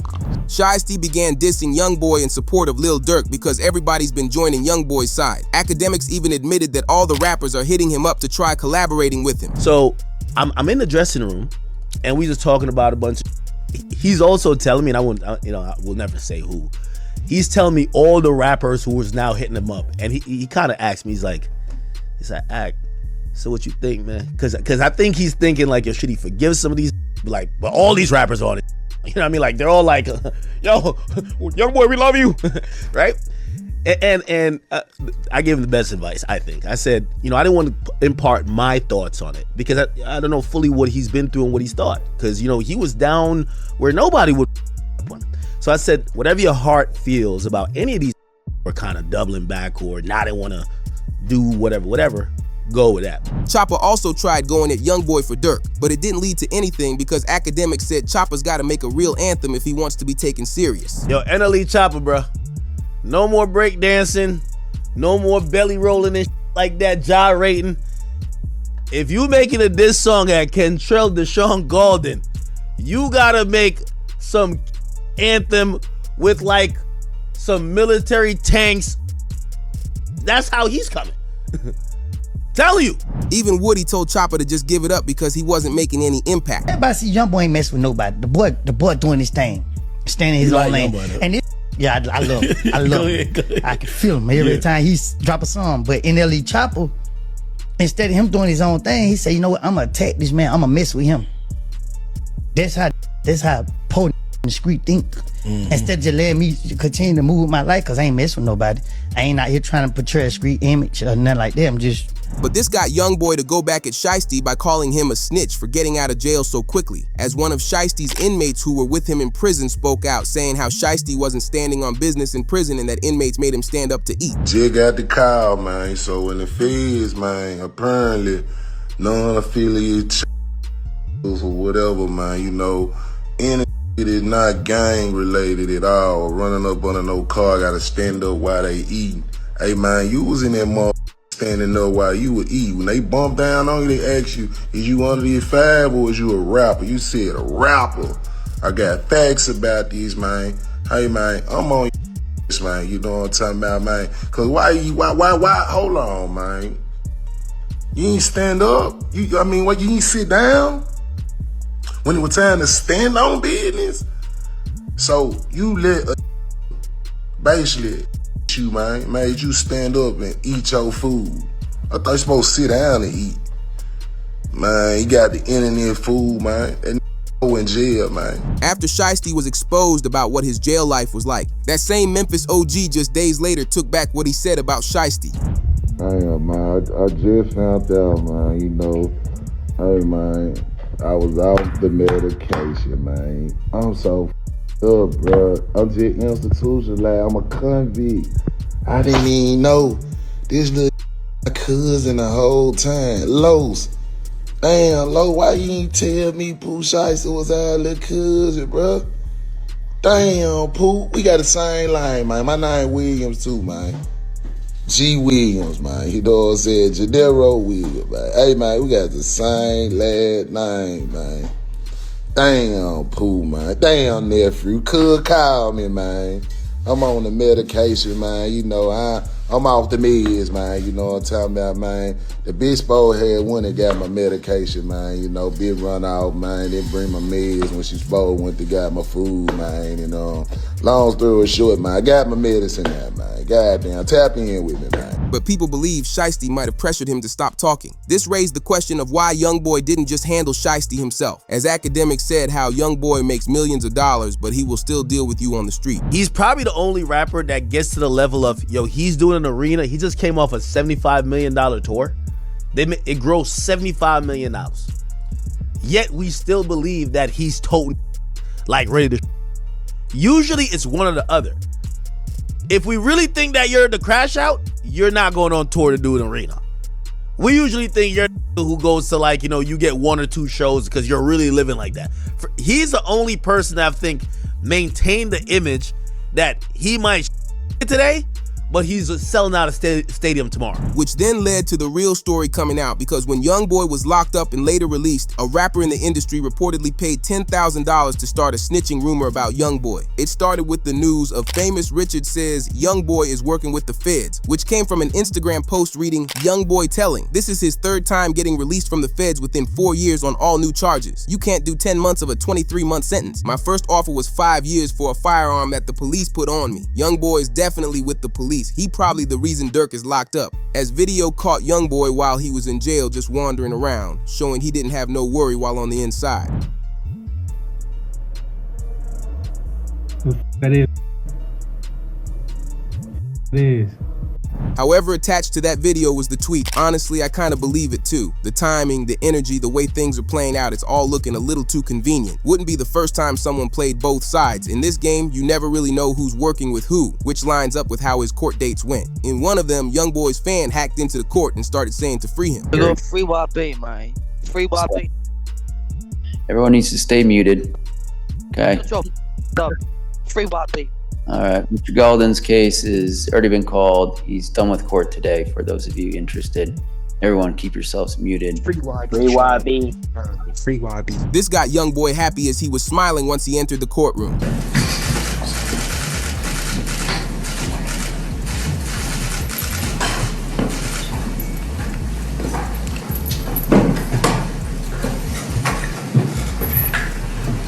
Which makes some people believe that his laid-back court environment was because of him working with the feds. It is very strange how young boy's been able to go in and out of prison continuously without ever landing himself on a long time sentence. But Whack 100 started exposing Shiesty for snitching too, as it was reported. Whack 100 claims Shiesty is not solid and told to get out early. So what, you trying to say that big brr ain't solid? And throughout the day, as you see, look, you see what they've been sending me. You see that throughout the day, they sending me this, but they sending the documents, the PDF, the paperwork, they circling, telling me what they see. You see it, bro. Like, you look, you see it. Yo, what? These rappers gotta hate you, bro. I ain't gonna lie. They hate me too, but they gotta hate you differently. Like, I mean, bro, listen, this ain't even my, I mean, listen, but at the end of the day, come tomorrow on the other side of the clubhouse, they're gonna pull me in that room and they're gonna present this. I gotta hear what they interference, like kind of what you try to do with Thug, run a little bit of interference. He says this because during a lot of Shiesty's prison sentence, he was playing Fortnite to pass the time. But salute to Pooh Shiesty, who looked like he's absolutely chilling in jail. My boy got a little Richard Melly. You know what I mean? Got the haircut all right. You know what I mean? They be playing Fortnite mobile. In jail? Oh, he got the Timbs on. They look fresh as well. Yo, this so chilling in prison. He got 2 watches. Like, you know what I mean? Like 2 watches, not even 1. Although several rappers in the industry called out Shiesty for snitching because of this, but his best friend Big 30 said Shiesty would never snitch. My mama, if you see some paperwork, my mama, I do whatever y'all tell me to do. Cause my eyebrows, mustache, hair, I throw my chains in the river and jump in and if Shiesty snitch. Go home, take one to the. I ain't got no red. But to fully break down how Shiesty got out of jail after less than 4 years in prison on an armed robbery charge, they broke down how the entire situation went down. As Shiesty made a deal to buy sneakers and extracurricular items off a seller, but he had the secret plan of robbing him. The barrage of sending 2 people to the hospital, and it lands a rapper in jail. 7 Sheldon Fox with the exclusive. Police and prosecutors say Pooh Shiesty was part of the group that ended up in this parking lot that October afternoon where the flew, and it happened right across the street from the police department and town hall here in Bay Harbor Islands. Shiesty showed up to the meeting in a green McLaren and received the sneakers to do a legit check on them. Shiesty tried to negotiate the price of the goods lower, but the seller didn't budge. Shiesty didn't like that, and so he decided to pull out his firearm from his waistband and go at the 2 sellers. They ran and ducked for cover behind the car, but they were too late, as Shiesty hit one in the hip and the other in the backside. Shiesty's friend grabbed the goods and threw them into the McLaren while Shiesty made sure they weren't retaliating before quickly speeding away from the scene. But Shiesty messed up in a key way that would later get him convicted because he opened up the car's butterfly door, which made his Louis bag with $40,000 in cash fall to the floor. Shiesty didn't notice it in the heat of the moment as he left the bag in the parking lot after taking off. But Shiesty continued driving until he went to the closest Miami airport, ordered a private jet, and flew out of the state, although Shiesty was arrested just a few days later. The town of Bay Harbor Island says you're wanted with He's also charged with robbery, battery in their affidavit, saying the 2 left the state in a private jet. Shiesty was lucky enough to bond out for $30,000, but was arrested a few months later for his case. Mr. Williams, you were arrested for pursuant to an arrest warrant.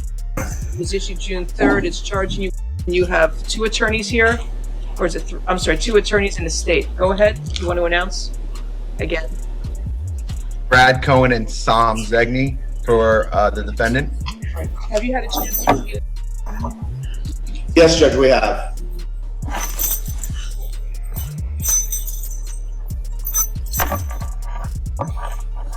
Shiesty ended up taking a plea deal which landed him to serve 63 months in prison despite him facing 8 years. This was actually a great sentence for Shiesty considering he literally robbed someone and hit 2 people with a firearm, and it's why people were surprised that academics said he would be getting out soon after just 1 year in prison. And I think he's coming home like next year, maybe the year after. However, it looked like he's, taking responsibility of whatever happened and doing his time, not crying, clearly trying to let people know he's straight. And I do think when he comes back out, granted, as long as it's not like too far from now, if he comes back in a year, he's good. I still think even within 2 years. Although it's funny to learn that Shiesty had been doing crimes like this his whole life, but he just didn't get caught. But with him now having a music career and some fame, he's a much bigger target. Yeah, I mean, look, Pooh Shiesty was probably the biggest artist that he signed in recent memory. But Pooh Shiesty had a history of crimes before he ever signed to Gucci. It ain't like, he was like a school kid and Gucci suddenly put him in a bad direction. No, he was already doing it. Gucci wasn't around when he was doing all the crazy shit that got him locked up for. It just is what it is. Pooh Shiesty's in prison right now for somebody in the ass with a go while sitting inside of a McLaren. Yeah. Some Grand Theft Auto.